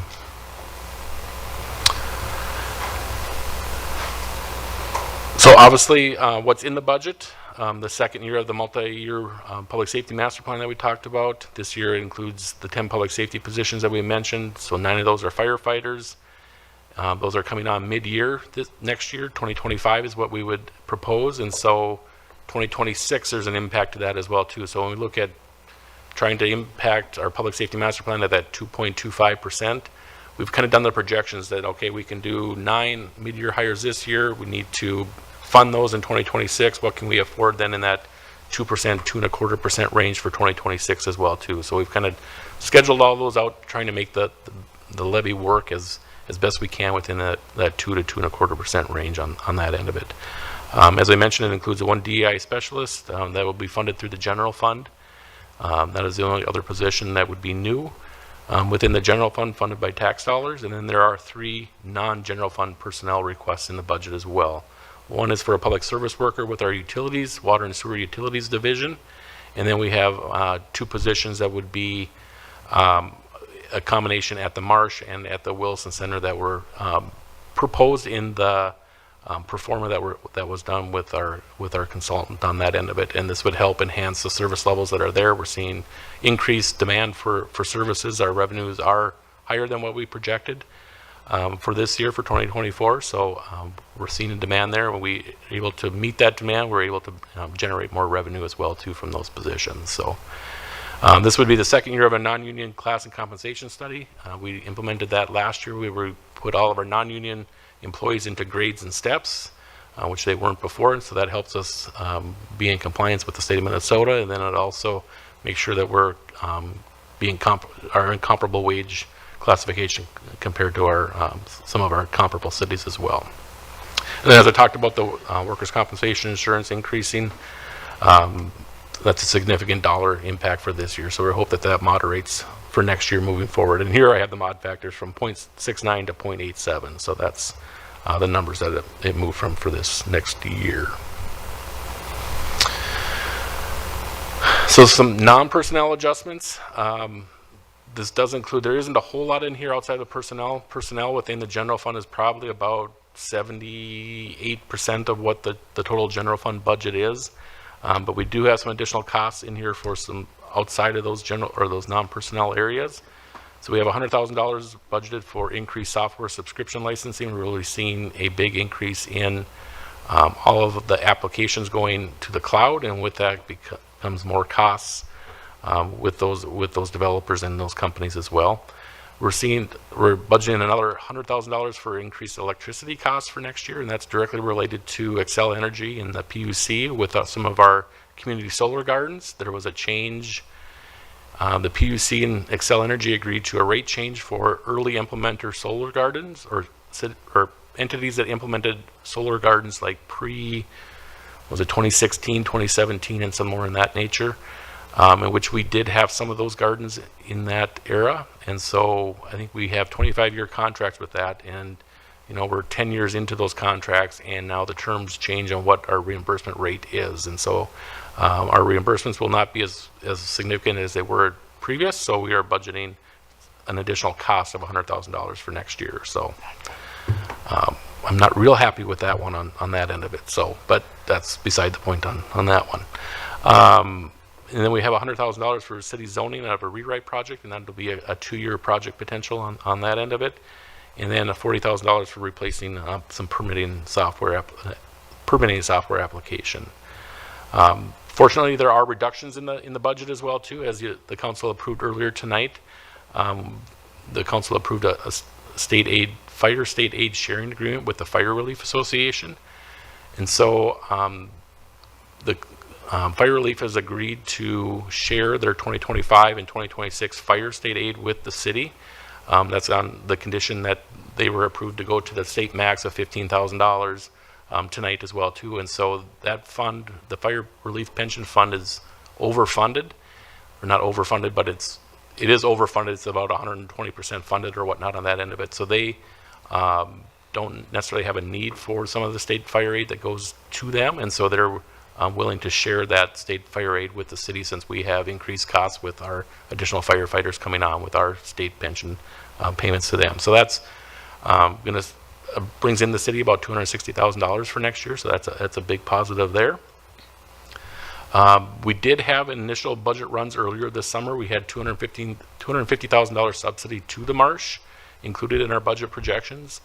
Talking to Kelly, Mr. O'Day and his staff, revenues are coming in really well. We've been able to eliminate that. So there are still going to be a subsidy for next year, but that's kind of within that initial allotment of dollars that the council approved upon the purchase and operating of the marsh for the first couple of years. And so we'll still be able to utilize the funds that are in there to get us through 2025 at that point in time, as we still progress on that nature. So, and then we have some savings related to our halting of our ERP, our financial system implementation project.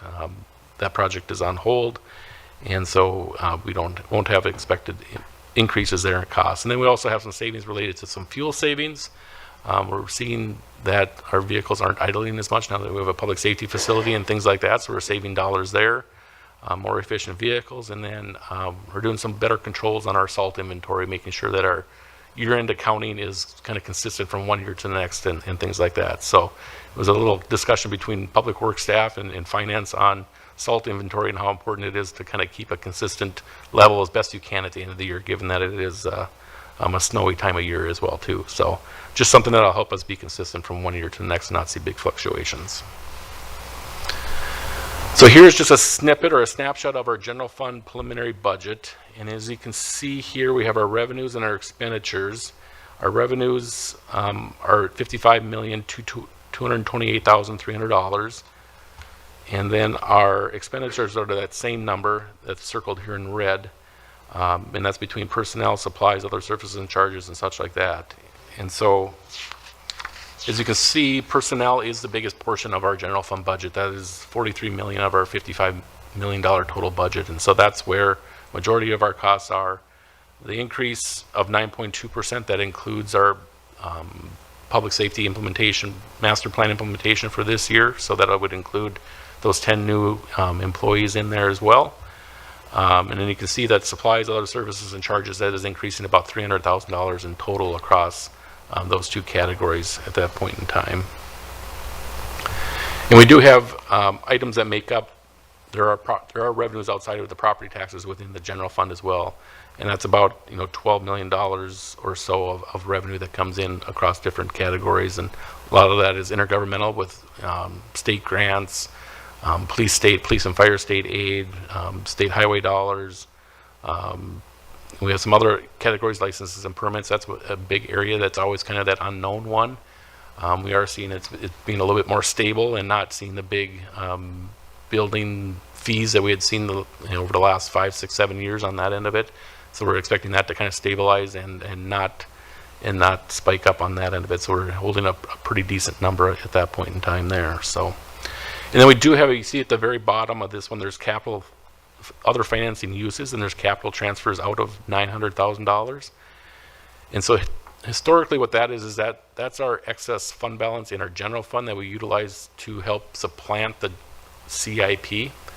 So if we have excess fund balance in our general fund that's above 40%, we can use those funds according to council policy for one-time uses that are obviously non-recurring.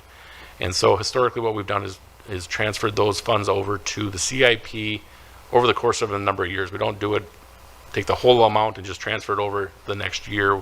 We kind of schedule it out and make sure that our levies look sufficient over the next number of years across the CIP. And so we're scheduling, as you can see, we had 3.2 million, 3.6 million back in 22 and 23. That was due to, building fee revenues coming in higher. We had COVID dollars coming in, those types of things. Now it's $900,000 for 2025. And actually 2026 is the last year I have scheduled out in our 5-year financial plan of about, I think it's about $375,000 or something to that nature. And then we will not have anything more in the CIP or in the general fund for transfers out moving forward. And here's then the breakdown by department division within the general fund as well too. So these are just that same $55,228,000 at the bottom there, just broke out by the different departments, divisions across the general fund. And here's a breakdown of that same $55 million across the different kind of programmatic areas. So we have public safety, streets and facilities, that makes up our biggest portion of that. Obviously, that's 2/3 of what our general fund goes to. Then we have our parks, recreation, development, general government makes up the other categories of our functions within the general fund. So looking at homeowner impacts, our median value home in Minnetonka as of January 1st was $502,200. That was just a slight increase of a little over 1% from the year before. And if we look at the different categories, an average home will see about $148 increase in taxes on that.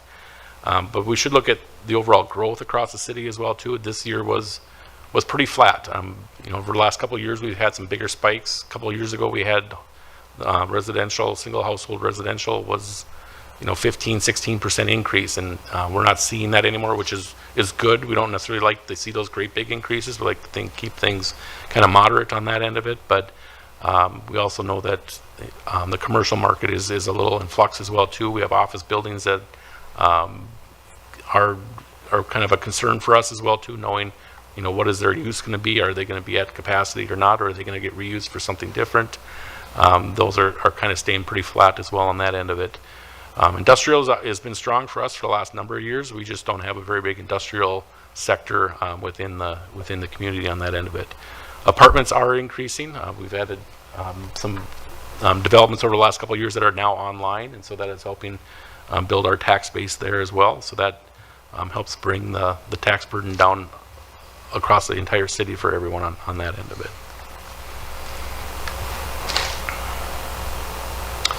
And here's just a little breakdown of that tax capacity by class. You can see the dark blue here is the residential market. That has stayed pretty flat over the last 3 years. And then I think it was probably back in 2022 when that big jump was. That was already 3 years ago now.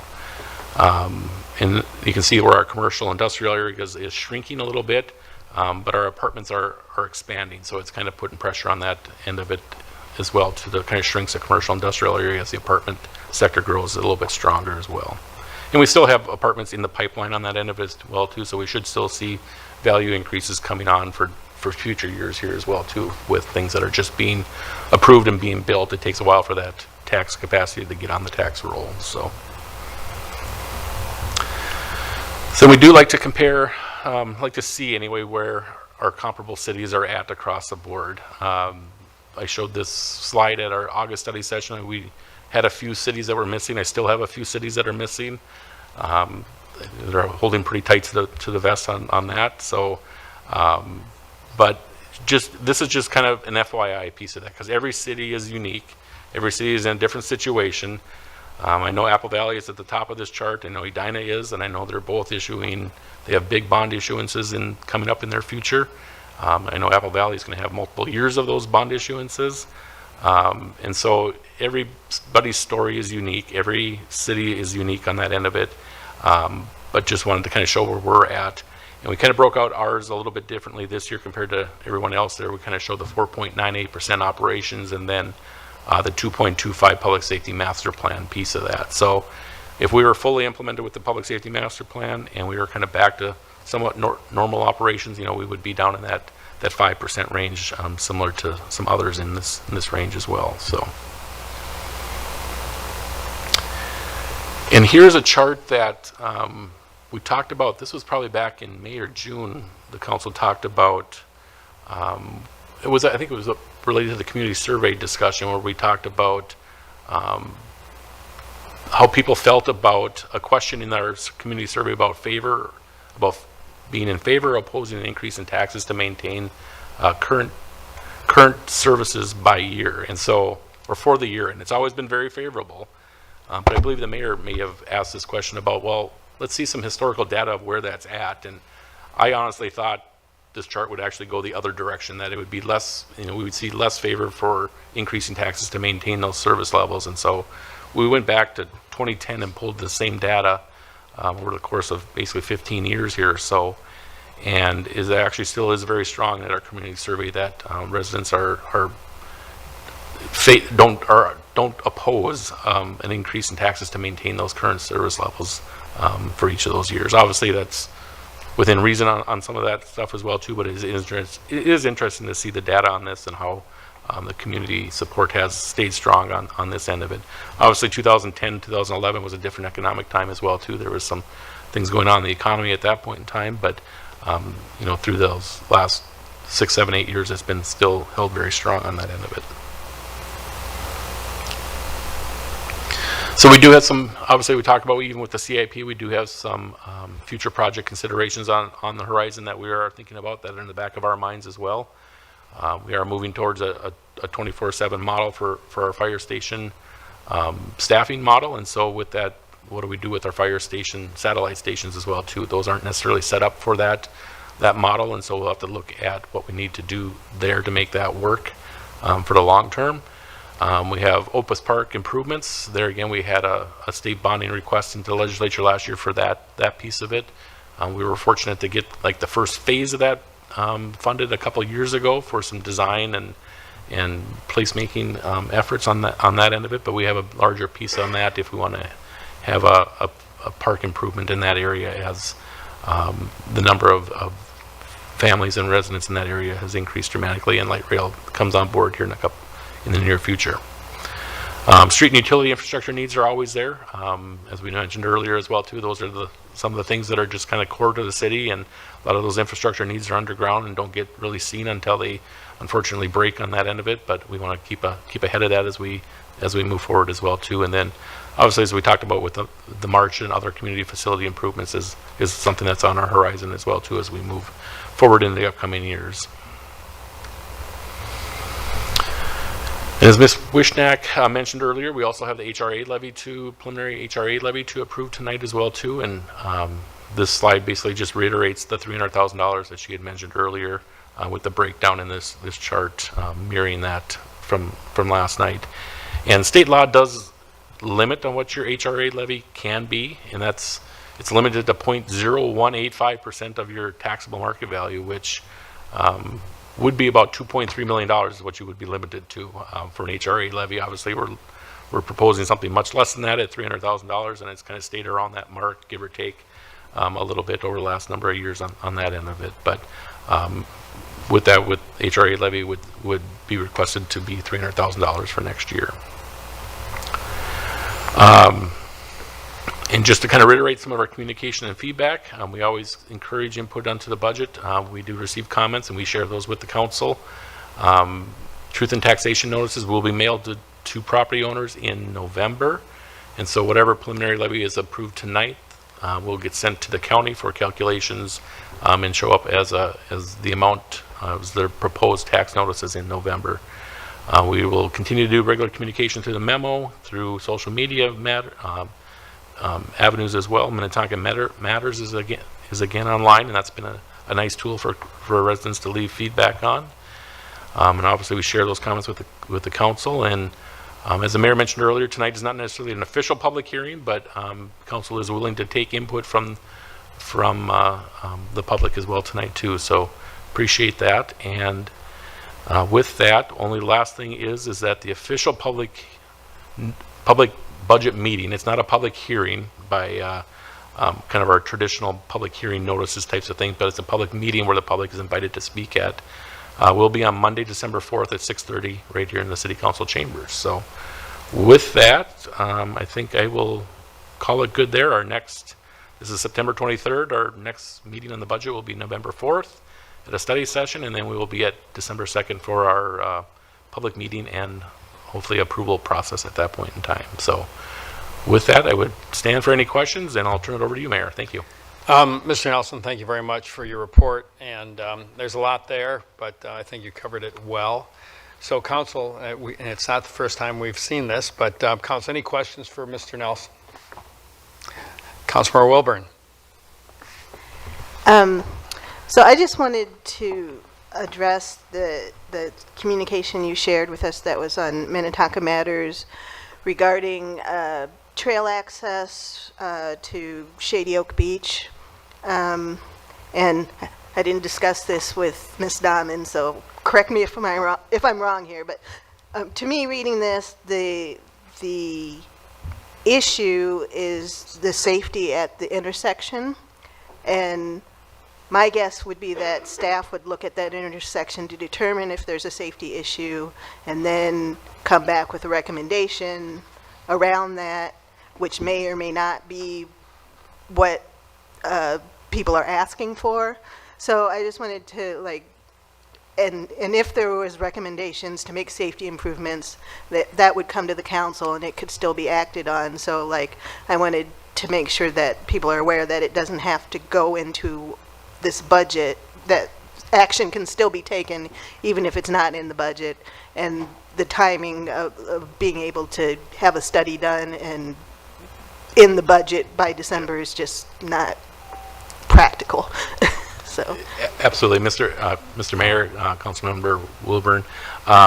This comment here, the person actually emailed us as well too, and I know Mr. Manchester had reached out back to that residence as well too. So we did kind of close the loop on that one.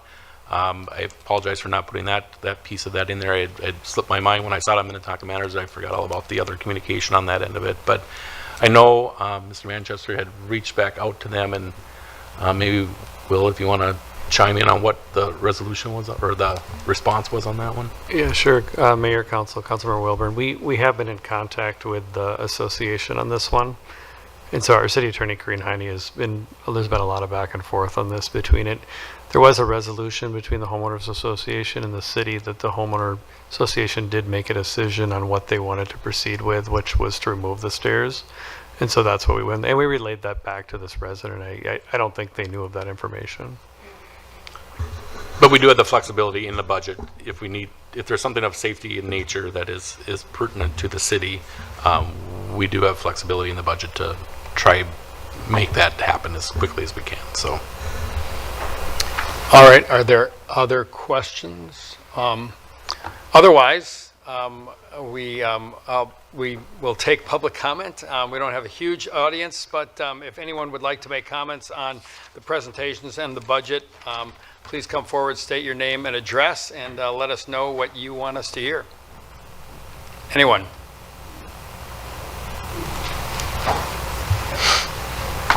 Good evening.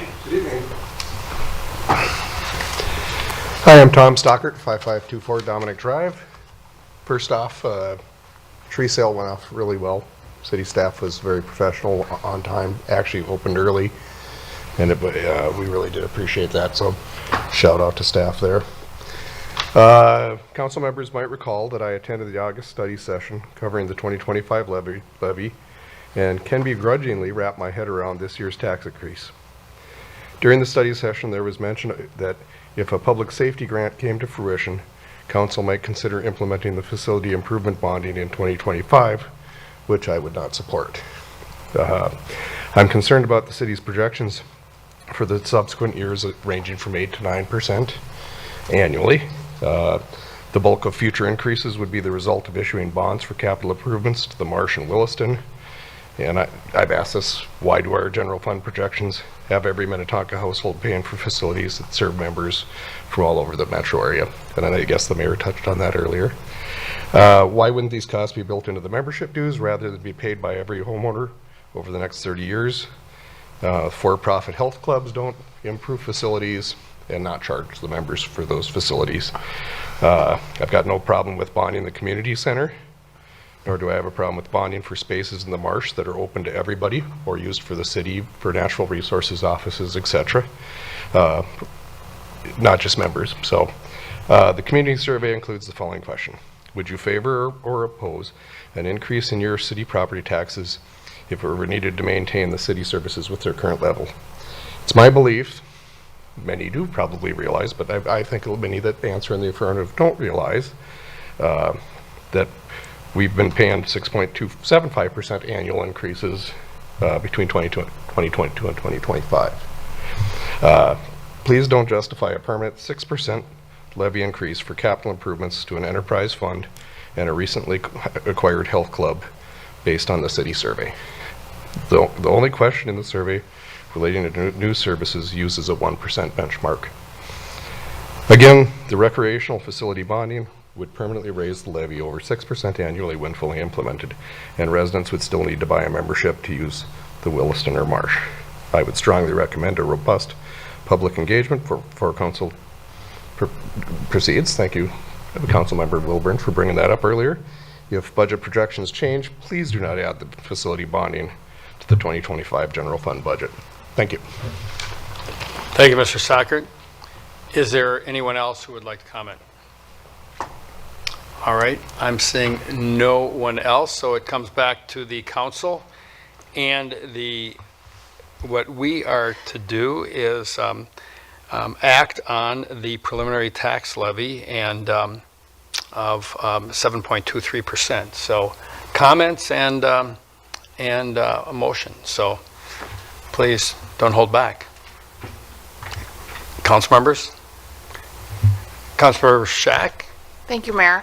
I'll just briefly comment. You know, I think we all share, as we do it seems like every time this time of year, is that we hope that maybe things will change to be more favorable, or we can find opportunities between now and December. But, you know, some of these things are very unavoidable. I certainly understand, and I think there's a lot of community awareness regarding kind of the nuance with the marsh and the community facilities. I appreciate Mr. Stockert's comments and his parsing out each individual expense. I think that's helpful to understand, and that folks understand that. I don't think the SAFER grant's going to come to fruition, so it's probably this year, so that's probably not a point. So all in all, we're getting close. I appreciate the flexibility that staff has shown, and I support the budget and would certainly be willing to make the motion to adopt the preliminary levy. Thank you, Councilor Shack. I think I'll hold you to that, but we'll let other council members comment, and it looks like Councilmember Calvert, you have some comments? Thank you, Mayor. Yeah, I agree with everything that Councilmember Shack just said, and including thanking staff. And, you know, we've had, in our study sessions, we often challenge each other to come up with things that we can stop doing or stop funding. And it's hard because many of the things that come to us, in fact, all of the things that come to us for funding or implementation come from the community or a real need such as public safety. And this year, for the first time, I mean, we really just bit the bullet in our study session and had some consensus around not funding some of the improvements to our recreation facilities, and that was several recreation facilities and things that would really, and public facilities, things that would really make things much nicer even for the people that use them for the public. And we made that decision because it was sort of a stark reality that public safety is really sort of a mandate. It's our job number one, and we want to make sure that we are supporting our police department on our fire in our public safety master plan, and making sure that our response times are good, that our staffing is appropriate, that we are really doing the things that we need to do to keep crime low, and keep people safe in our community, and also to frankly keep our staff safe. And I did get a phone call from a community member today that was saying, well, maybe we shouldn't, you know, hire the public safety staff so quickly. And I just had to, you know, remind people, for instance, that if we're understaffed in fire or police, then we revert to overtime pay, which ends up not only not saving us money, but also making for tired, burnt out public safety personnel, which is a recipe for bad things to happen. So it's hard to say no to things that make our community, you know, improve our quality of life in things that are other than public safety. But I was really gratified that there was some consensus in our study session about that. And I also just want to thank staff, because there are things that they really do kind of need, and they're going to make do with some of our, you know, vehicles, for instance, and defer purchase of certain things, and, you know, we can get things fixed as they need repair and maintenance. But you know, we are making some of the hard decisions, and a lot of those decisions are made for us by staff. So I want to thank them for their sacrifice, and for them really being sensitive to our residents and to us as the people that make the decision on the budget. So I agree with Councilmember Shack that I support this budget. Thank you, Councilmember Calvert. Councilmember Wilburn. Yeah, I'll just repeat the importance of the public safety master plan and implementing, and you know, we're stretching it out. We're not doing everything all at once because it's just not possible to do it all at once the way it has been recommended. But I've told this story before about, I live within walking distance of one of the fire stations that's an on-call fire station. And many years ago, our neighbors, some teenagers had started a fire on the deck that they were trying to put out with a garden hose. My husband called 911, got the kids away from it, and by the time the fire department showed up, the house was like destroyed. So to me, you know, we're getting to where the response times are creeping up over what's acceptable, and this is just something that we have to do, and it's not going to get cheaper by waiting. So this is a matter of safety for our residents, and so that's why we're going ahead with funding this public safety master plan. And So yes, I also agree that we would all like to see a lower levy, but this is critical. So yes, I also would support the budget presented. Thank you, Councilmember Wilburn. Other comments? Councilmember Foster Bolton. This is just one big learning curve for me. So going over this over and over and over has helped me a great deal. Not that I understand a lot of it though. But one of the things too that I think that we put the sort of moratorium on the trail expansions as well, which again, I mean, that was hard. And a lot of these decisions, like my colleagues have been talking about, are not easy. So it's good for me to see, and the graphs are really helpful in terms of like, so I consider myself a, part of the public at this point, you know what I mean? Like, that doesn't have all the information, but I'm getting more and more and more and understanding more. And I think it's very helpful for people to see. They might not like it, but it's better understanding of why we're paying for operations, most of it, and so I support it as well. Thank you. Councilmember, are there any other comments from council members? Councilmember O'Malley. Thank you, Mayor.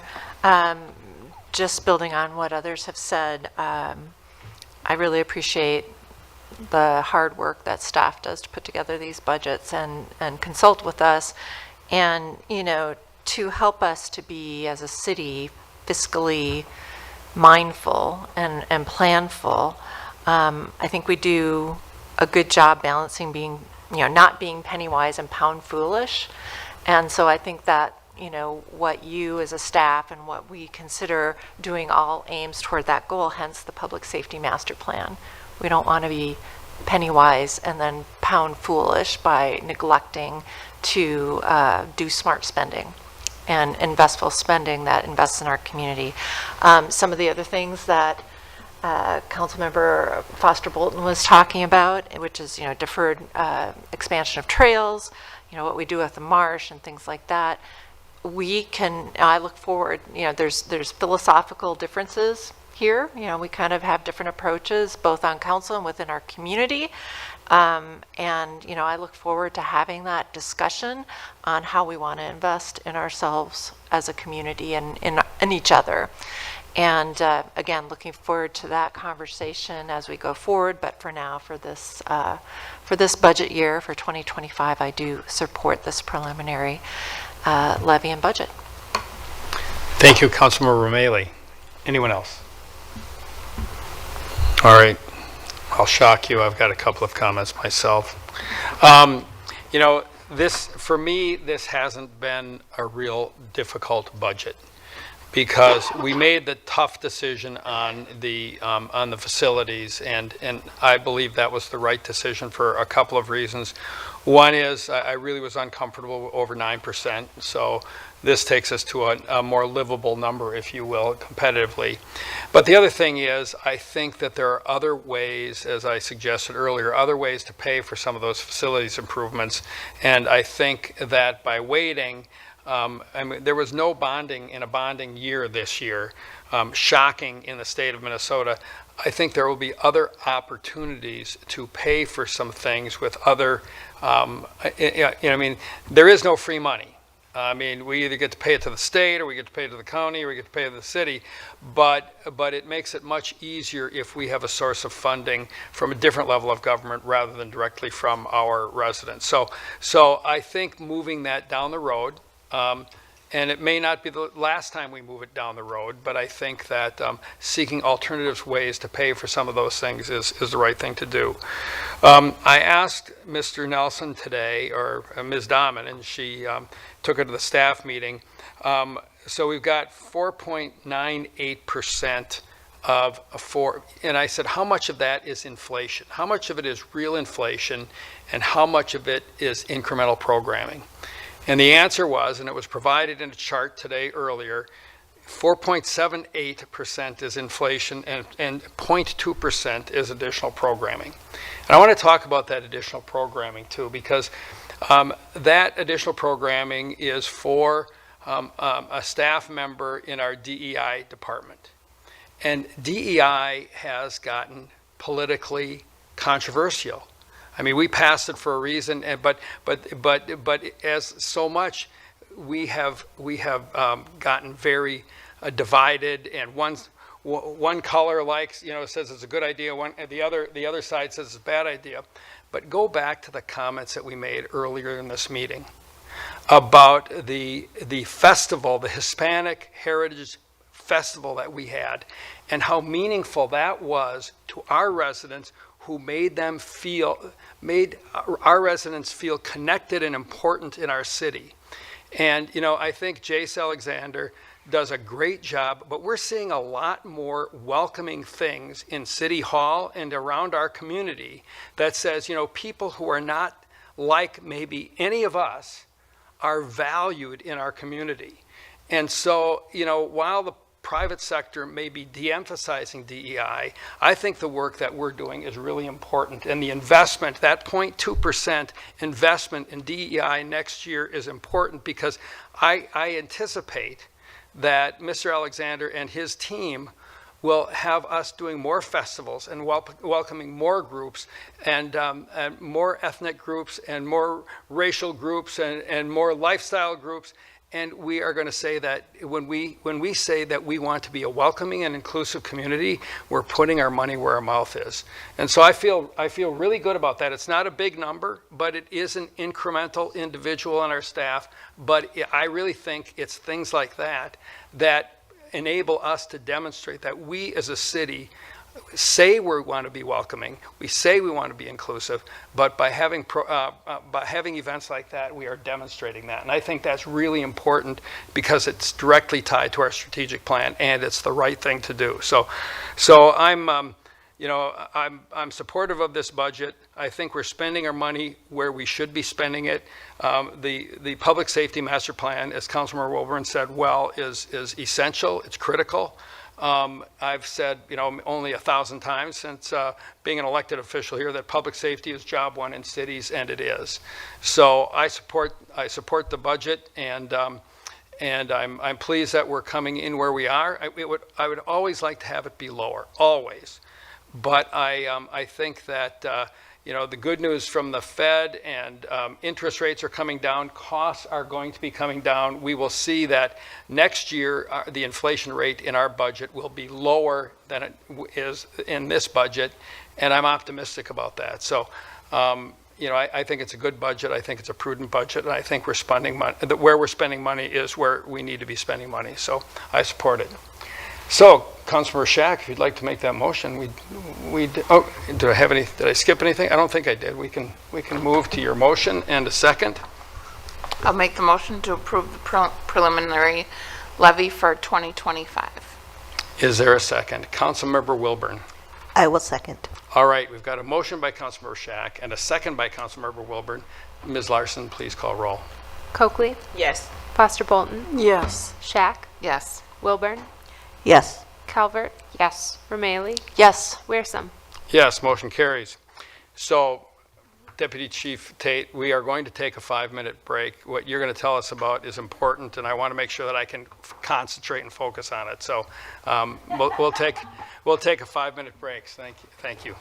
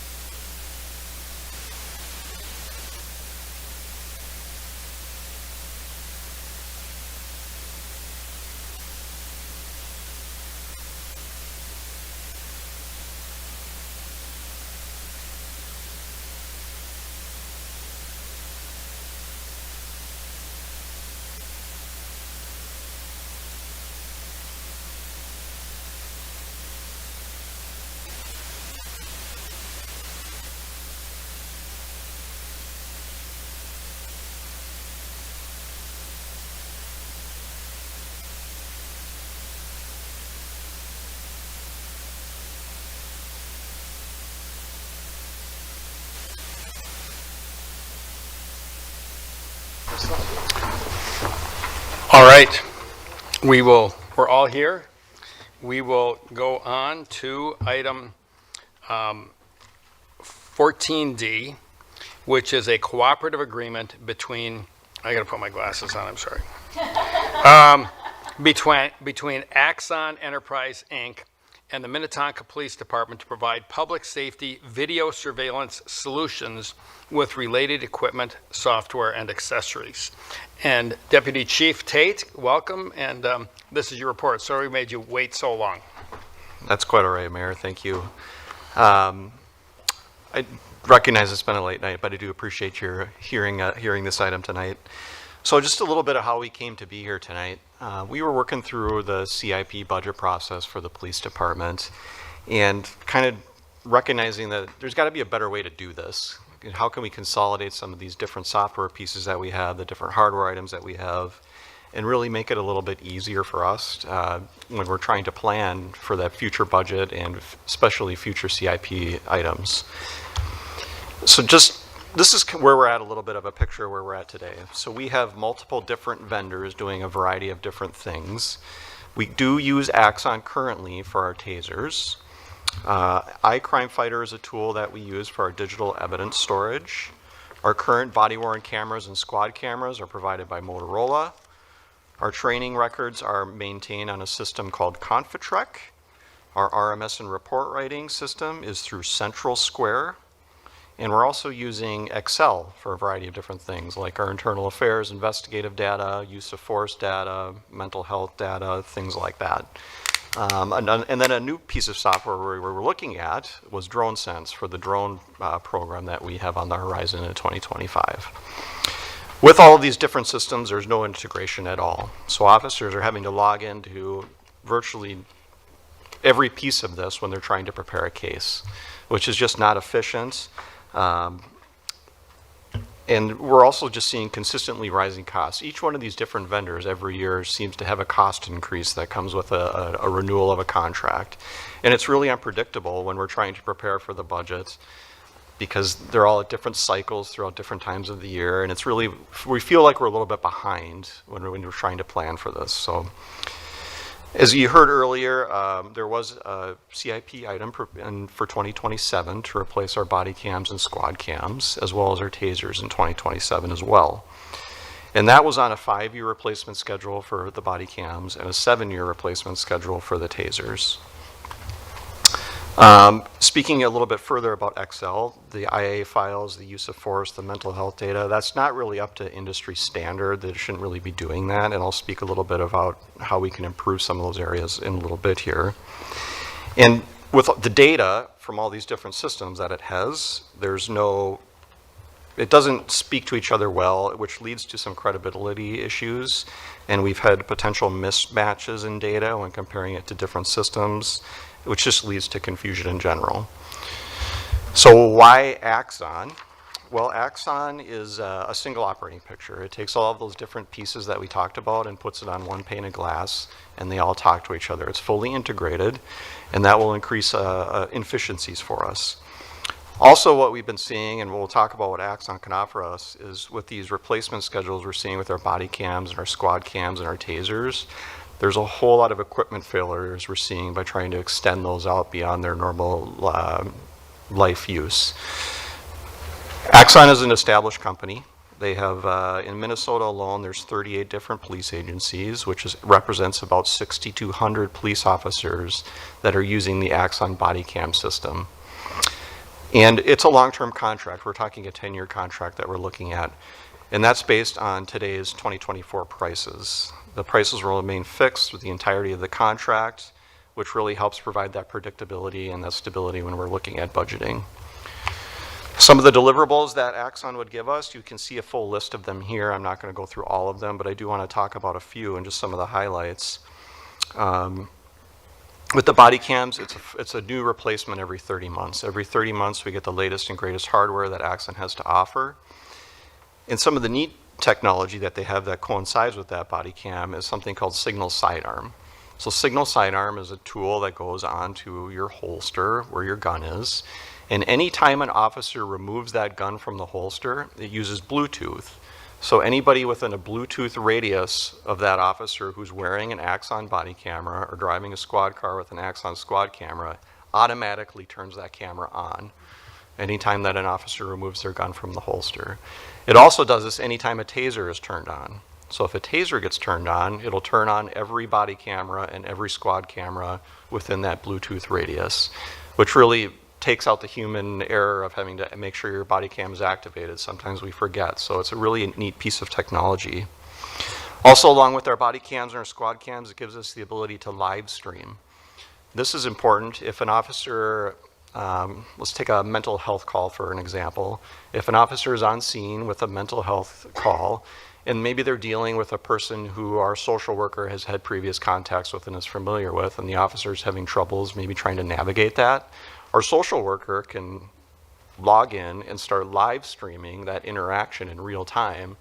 And our social worker would even have the ability to speak through the body camera to the person on the street to help that person, or even just provide the officer with maybe some guidance on how to resolve that. Where it's secondarily really important is vehicle pursuits. So if there's a vehicle pursuit occurring, our supervisors can log in and live stream the squad video and see in real time what's happening on the street and be able to make a better decision whether or not that pursuit should continue or whether or not that pursuit should be terminated. Where right now we're just kind of relying on radio observations and different things like that. Touched on that hardware replacement. With that, if there's any maintenance issues between those replacement cycles, those are all covered as part of this contract. Another interesting piece that I just wanted to touch on is a virtual reality trainer. So currently when we're certifying in our TASER, we shoot a training cartridge using the actual TASER itself. What this virtual reality trainer allows us to do is practice more often. It's a little bit more efficient that we don't have to use training cartridges. It's an immersive environment. You put a headset on and you can train much more often and much more frequently than we're doing right now.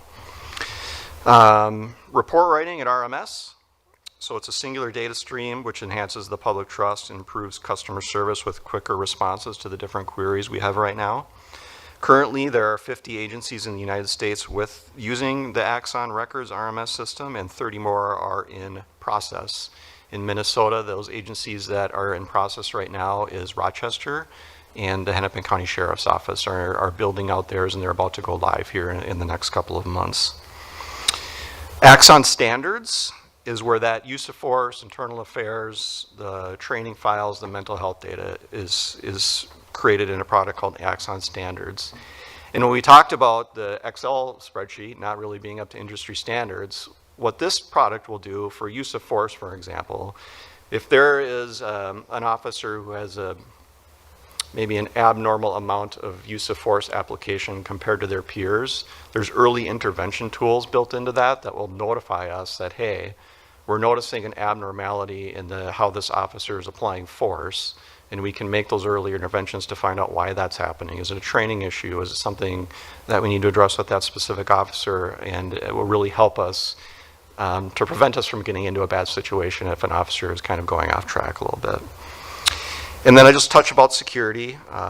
Axon's whole cloud operates on the Microsoft Azure, I think I'm saying that right, server. All their data is encrypted. There's several access controls in place. It's all audited when people go in and access different things. And they have a really robust response to security as a company. They have actually a whole web page dedicated to security and the different tools that they have in place. So it's also compliant with the FBI's CJIS security policy. So I'm going to show you a video here in a second. And this is the last piece of those deliverables that I think is really neat and something that really highlights efficiency. And it's called Draft One.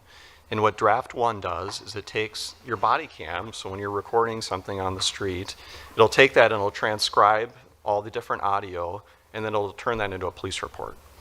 So there's agencies that have been using this. St. Louis Park has been a tester of this since the inception of it, and they've reported a good success with it locally.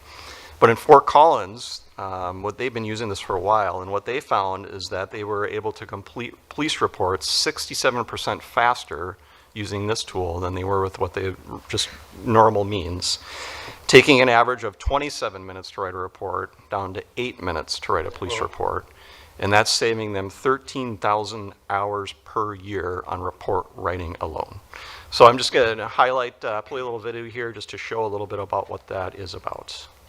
29213 18th Avenue South. Currently separated the neighbors at 29211.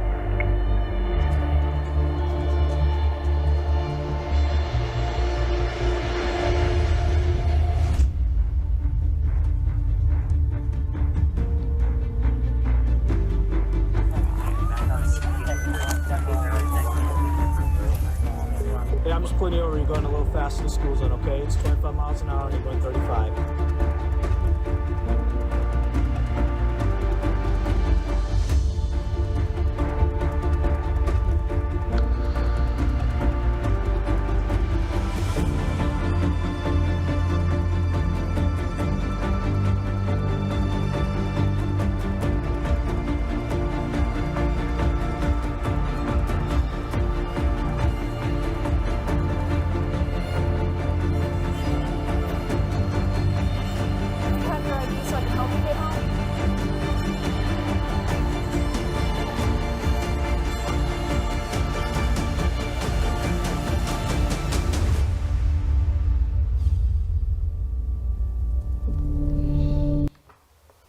So it's a really neat piece of technology.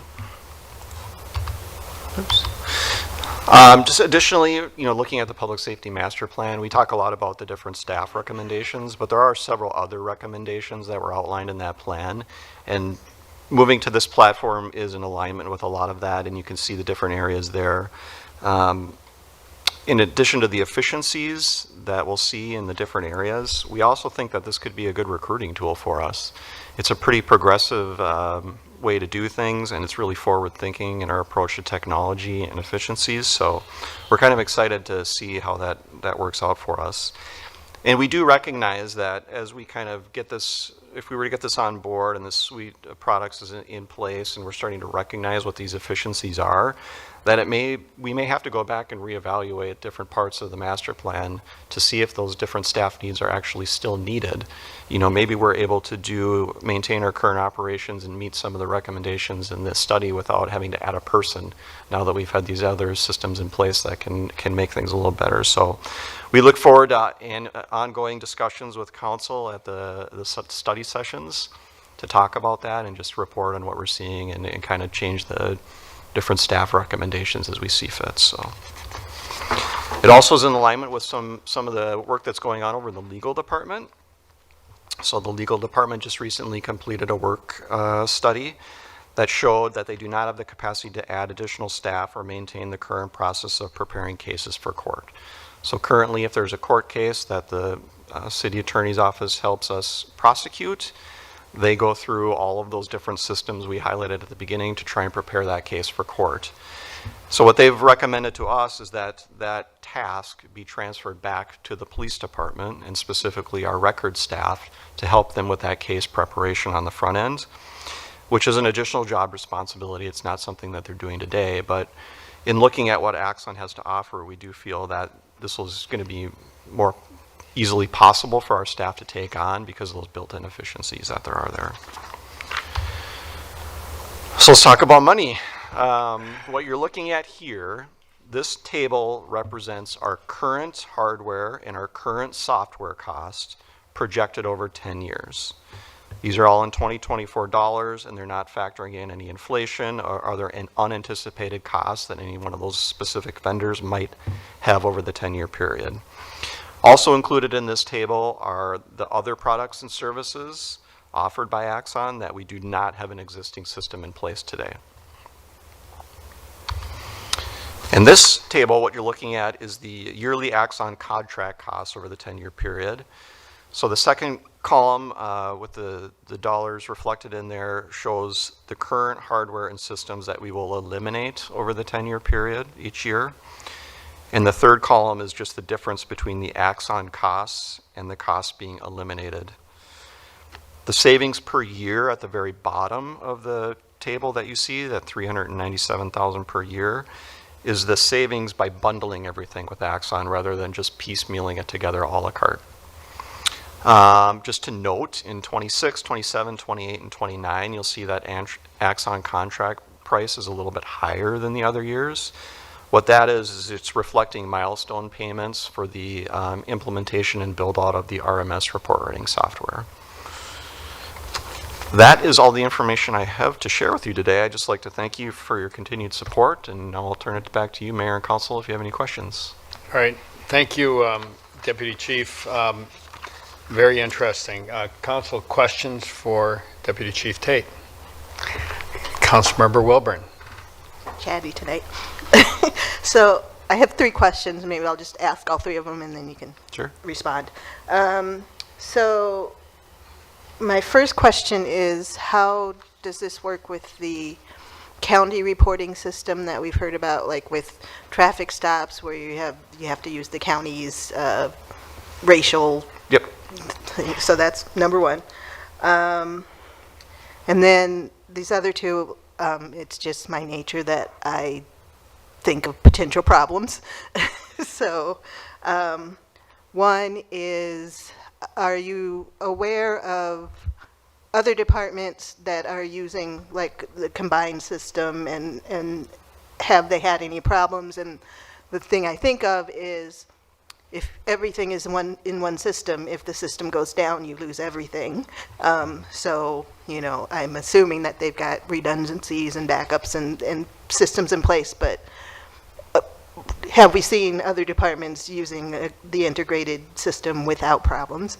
And then finally, in the report 1, as far as, you know, officers not being accused of lying, is there anything in there that would, like if somebody tries to enter something that's counter to what the body cam is showing, is there any sort of flag or anything in the system to indicate that? Mayor, Councilmember Wilburn, all good questions. So we'll start with the first one, the observed racial demographics that are collected through the CAD. So the CAD system will stay in place. That is a product that's offered through the Hennepin County. So that will stay in place. There's an integration that they build to get the data from the CAD to the report writing RMS software. So we're doing that now. It's a little bit easier because it's kind of on the same platform, but there's pathways that they build to make that possible. And in the work that they've done with the sheriff's office, they're seeing that they've kind of already gone over those hurdles a little bit, so because they're on the same system as we are. The redundancies, yes, there are several redundancies. I was overwhelmed, I guess, when I was looking at their it's trust.axon.com, if you'd care to take a look, is their site that talks about all the different security measures that they have in place. And they did talk about redundancies and backups and things like that, that they had in place to kind of mitigate against those different attacks that they might face. As far as the AI report writing piece, there's several safeguards that are built into there. So our body cam can't take words and paint a picture, right? There's still several things that you have to do to make sure that there's accuracies in that. It'll have, you know, I'm sure you saw in the video the different bracketed pieces where enter observations here. You can also customize it however you want. If you wanted to put in, I don't know, I don't know what they call it, but you could put in somewhere in the police report, like the purple elephant flew over the house, so that the officer is forced to read through that report, note that and say that doesn't belong here and take that out. So those are kind of the different things that are in place to kind of safeguard that it's not a completely AI driven police report that's out there. So hopefully that answers your questions. Well, so my concern is on the report, the officer, someone being able to say, no, that's not really what happened. The officer changed the report. So it's like, is there a way to keep them from changing factual? You know, like, so say the officer says, let me see your ID, and can they not? Is there a way to keep them from changing that to say I said something else? Yeah, Mayor, Councilmember Willem, there really isn't. I mean, right now, we don't have this system in place. You know, we're relying on officers' observations for them to go back and write a police report. But I think that's where the body camera really comes in. You know, there's a recording that we can go back to and reference. Does the recording itself really reflect what's being written in the police report? And that's come up before in different cases now with our current systems where people have called and said, I don't like the words that are in this police report. And you go back and you watch the body cam, you watch the squad cam, any interview room cameras with audio, and you can kind of go back and say, well, actually, that is what was said, or if there is a discrepancy, we can address that too. So that's kind of how we're dealing with that. Council, other questions? Councilmember Calvert? Thank you, Mayor. So there are a lot of kind of potentially exciting aspects of this, and this is another instance where, you know, sometimes you have to invest up front to save money down the road, potentially, and just find efficiencies. So anyway, potentially exciting. So I had a couple of questions. One is, so it's integrating a lot of systems that are sort of ad hoc. I would be very excited for you to get away from Excel for any number of reasons. Wow. One of my questions is, in terms of like inventorying recordings, does this help with that? Does that have anything to do with, you know, because your body cams are recordings are turned into transcripts? Do they correlate? Like, are they sort of connected with the body cam video with some kind of number and like tracking? And can you talk a little bit about that? And then I have another question. Mayor, Councilmember Calvert, yes. If we go back to the deliverables page, let's try and get back to that quick. So BWC Auto Tag, which you'll see on the left. So that tool, what that does is it takes the call for service data and it automatically recognizes that there's an associated video, because the timestamp on that call for service is the same as the timestamp on that body cam, squad cam. And it takes that and it puts it together and automatically tags it with what type of call for service that was. And then if we're writing a police report, the police report number would go there. So when you log into Axon and you go under a police report, everything's there. So the police report's there. There'll be a button you click on body cam, a button you click on squad cam. If they took pictures, they're there. If there's any associated video or statements, it's all right there in one single system. And that is so not true right now, I imagine. No, it's not. Yes. So yeah, that is a challenge. You know, we're audited on our body cams and how they're categorized and how we're maintaining that. And there's a lot of human error at play that, you know, every month we go through and trying to make sure we're up to snuff with that. And there's several corrections that need to be made. So this is just one less thing for us to have to worry about. So just having experienced, I mean, even just thinking about what's going on with our ERP here, but just big systems in general, sometimes the companies over-promise and under-deliver. And we're good, you know, if we sign a 10-year contract, what happens if that's the case? What happens if Axon has over-promised and it really just isn't, you know, I mean, there are some good law enforcement agencies that are using this that seem to be happy, but, you know, that's my question. Yeah, Mayor, Councilmember Calvert, I have those same concerns as well, because with some of our current products, we've seen that. So some of the things I did is I've talked to other companies. They don't do everything that Axon can do, unfortunately. So they're kind of a little bit unique in the market that way. But I did have a conversation with the sheriff's office. You know, how is it going? You know, how has this process been? Are they meeting your expectations as far as this RMS report writing? Because that's kind of the unknown, is that piece of it. All the other systems that they have are very well established. And I said it's been fantastic, which is not something you normally hear with trying to develop software pieces on things like that. So I was really encouraged by that piece of it. As far as, you know, the getting out of a contract, I guess I'm not sure that I'm best positioned to answer that question, but Yeah, I share some of those concerns, but I've been reassured through this process that I think they have right now an example of records or the RMS report writing systems that we're going to build out with this. With all those agencies that they're doing, they've got Fresno, California, Cincinnati, Ohio as some of the larger agencies that they've built this and are using it today, to cities that are as small as 13,000 people in California and everywhere in between. So I'm confident that if Cincinnati and Fresno and Boulder, Colorado is another example, are using this and not having any issues, that we'd be successful as well. So. And then this is my last question. So you had figures about sort of what the software bundle or the capability bundles would save. Did anybody try to figure out, based on some of the time savings that you were hearing about, for report writing and other kind of record keeping, what we might be saving in terms of staff time here specifically, and translating that into financial cost? Do we know that yet?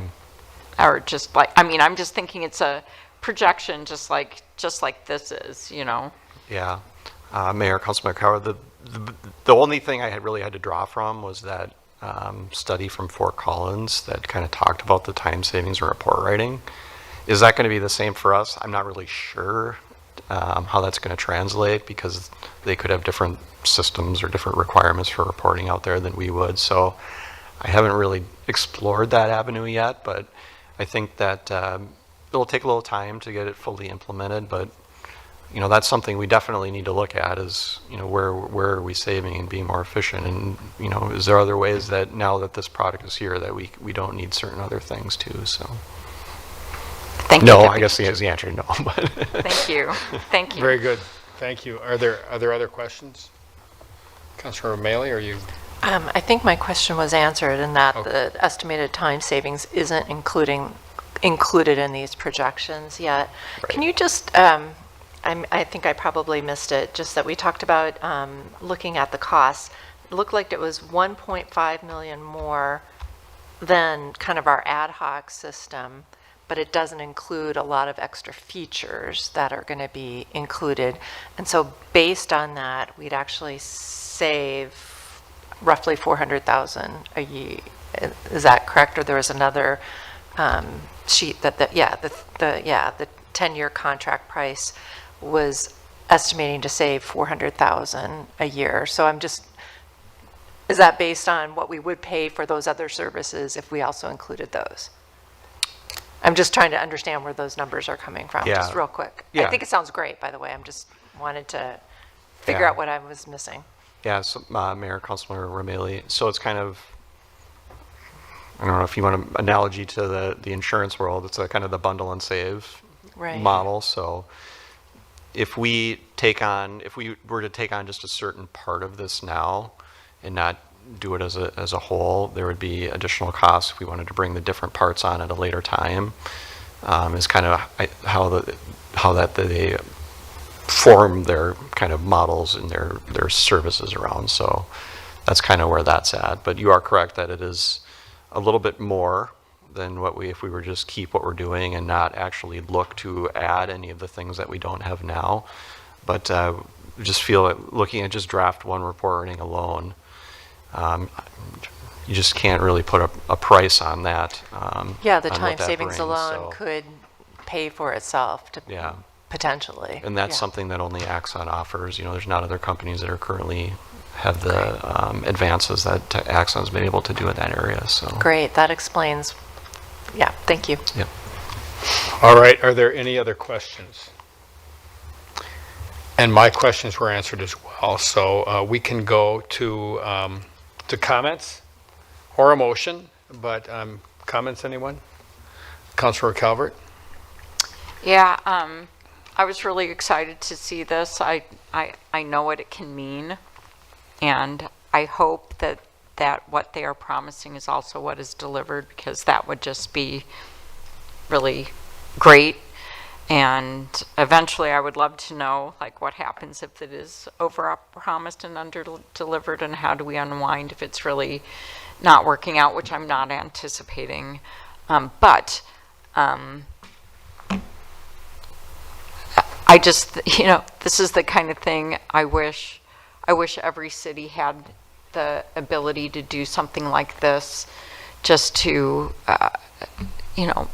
make work life so much more efficient. We have so much data now, and it's so complicated to, keep track of it. And, my life is reports and forms and forms and reports and reports and forms. And if this can save some of that and get our cops out out in the field doing the work that they were hired to do, it would be very exciting. So I'm definitely in favor of this, and I'd be happy to make a motion to approve the contract. I'll hold you to that, but I want to make sure that if anyone else has comments, Councilmember Coakley. Thank you, Mayor. I was just going to say it really sounds like a good tool to have. I've seen a lot of reports written, police reports, and I think it will help with accuracy in the reports, because sometimes officers don't write the report right away because they're in the streets or just hadn't gotten to it. And so I think with the recording and then having the AI do the writing of it from the recording, I think it's going to be good. So I think that's going to be very efficient. So yeah, I think this is going to be a good tool. So thank you. Thank you. Anyone else? Good. A couple of quick comments. One, I think as we look at the challenges we face in our police departments and everywhere, that if we can leverage technology to enable our officers to do what they're really hired to do, and less of just the grunt work in the office, I think that really benefits us, and maybe even will ease pressures going forward in terms of our need for additional manpower. But the other thing is, I think that, and I bumped into the deputy chief and the chief in the hallway, and we were just chatting a little bit, and they mentioned as a recruiting tool at a time when it is tough to recruit officers. Minnetonka's been in a pretty good place, but anything that we can do to enhance our attractiveness for an officer, a potential officer, I think that's good.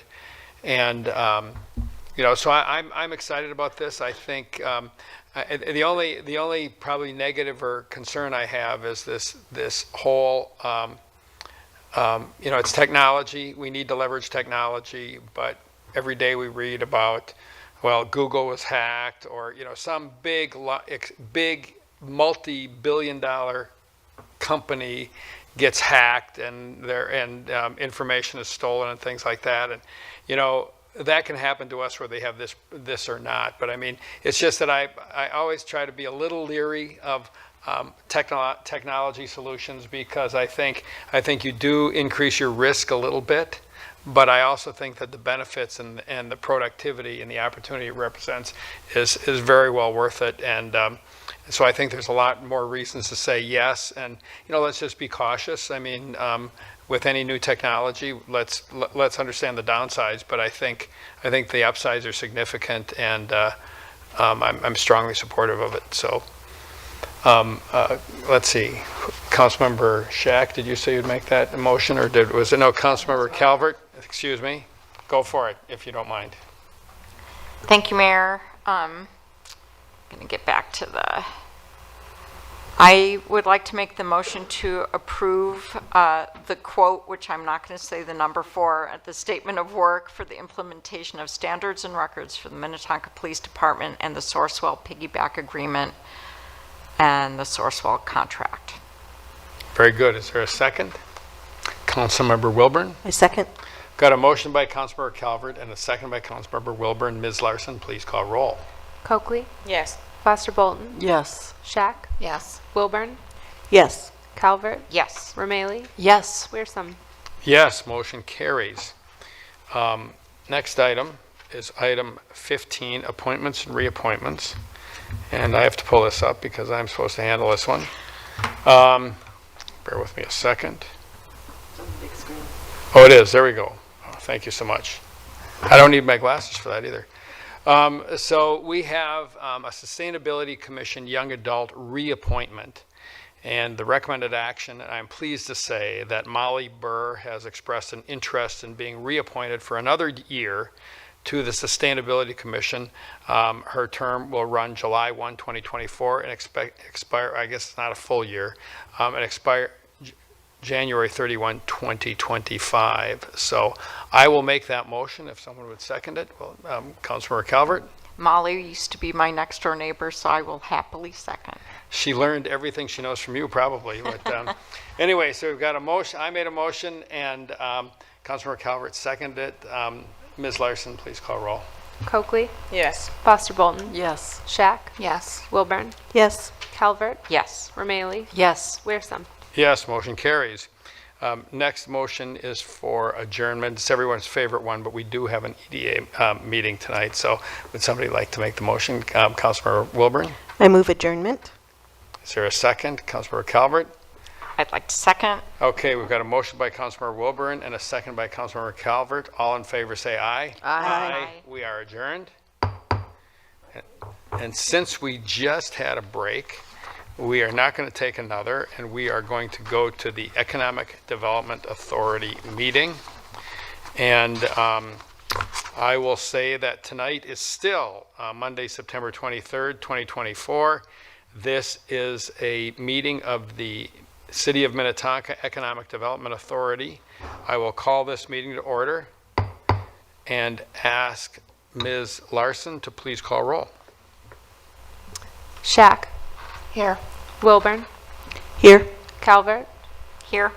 Romaili. Here. Coakley. Here. Foster Bolton. Here. Wearsome. Here.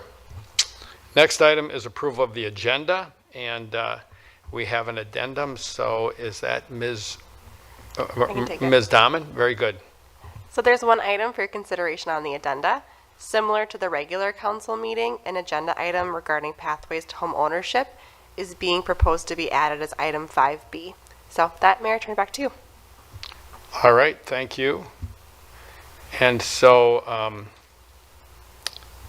let's see. So we've got the motion, we've got the agenda. Is there a motion to approve? Councilmember Wilburn. I move approval of the agenda as amended. And a second, Councilmember Calvert. I'll second. All right, a motion by, excuse me, I said Councilmember, Commissioner Wilburn and Commissioner Calvert. Ms. Larson, please call roll. Shack. Yes. Wilburn. Yes. Calvert. Yes. Romaili. Yes. Coakley. Yes. Foster Bolton. Yes. Wearsome. Yes, motion carries. Item 4 is approval of minutes, and we have one set. It is the July 29, 2024 EDA minutes. And are there any comments, or is there a motion? It says on our thing August 8th, 2024 minutes, and that one says July 29th. I think it's July 29th, isn't it? Yeah, it says. Are you at the council meeting? Advisory Commission, not the, that, you need the EDA. The It Economic happens, trust me, Development it happens, it happens. Okay, but we'll still take a motion. Councilor, or Commissioner Calvert?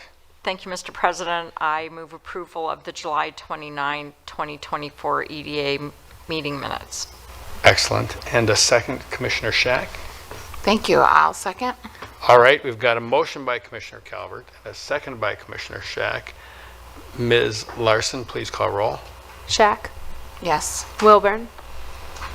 Yes. Calvert. Yes. Romaili. Yes. Coakley. Yes. Foster Bolton. Yes. Wearsome. Yes, motion carries. So item 5 is our one business item, and it is, 5A is the 2025 preliminary HRA levy. And is that Ms. Dahman or Ms. Wishnack? Ms. Wishnack? Ms. Dahman? No, Ms. Wishnack. Okay. She's pointing to me. She wasn't raising her hand, she was pointing. Okay, I'm getting it now. Ms. Wishnack. Mr. President and Commissioners, I don't have anything more to say than what Mr. Nelson had said in his earlier presentation during the council meeting. Really, this is required by law to adopt at the EDA meeting the HRA levy. So with that, Mayor, I'll turn it back to you. Oh, President, sorry. Whatever. So, anyway, the 2025 preliminary HRA levy is $300,000. We reviewed it earlier. So if there is, would someone like to make a motion? Commissioner Wilburn. I move adoption of the 2025 preliminary HRA levy. Very good. And a second, Commissioner Romali. I will second. All right. Are there any comments? Or Ms. Larson, please call roll. Shack, Yes. Wilburn, Yes. Calvert, Yes. Romali, Yes. Coakley, Yes. Foster Bolton. Yes. Wearsum. Yes, motion carries. The final item is for adjournment. Is there a motion? Commissioner Wilburn. We gotta do 5. I move adjournment. Wait. What? Oh, Wait. 5B. 5B? Oh, right. Oh, that's right. We had a. Excuse me. I was so excited to get finished up, but we did have an addendum, so I apologize. Right. So we do have item 5B. So that is a resolution to allocate additional funds for pathways to home ownership. So is there any comments or is there? We don't have a staff report. No. We've got Go it. ahead. That's the issue. Any comments or a motion? Commissioner Coakley. I make a motion to approve the additional funds for the Pathway to Homeownership program. Excellent. Thank you. Is there a second? Commissioner Foster Bolton. I second. Okay, we've got a motion Mayor. by Commissioner Coakley and a second Mayor, by. for the record, the motion as stated was just to approve the additional funds. But there's Adopt the also resolution. approval of an amendment to an agreement. And I just wanted to make it clear. Clear. The Thank motion you for that. included both. Yes. Okay. And Commissioner Coakley, is your intention to include both? So to amend and to allocate. Very good. All good? All right. So now we have a motion by Commissioner Coakley and a second by Commissioner Foster Bolton. All set. Ms. Larson, please call roll. Shack, Yes. Wilburn, Yes. Calvert, Yes. Romali, Yes. Coakley, Yes. Foster Bolton, Yes. Wearsum. Yes, motion carries. Sorry for trying to rush things. So that brings us to item 6, which is adjournment. And Commissioner Wilburn, I move adjournment. is there a second? Commissioner Calvert. Thank you, Mr. President. I second. So we've got a motion by Commissioner Wilburn, a second by Commissioner Calvert. All in favor, say aye. Aye. We are adjourned. Thank you all.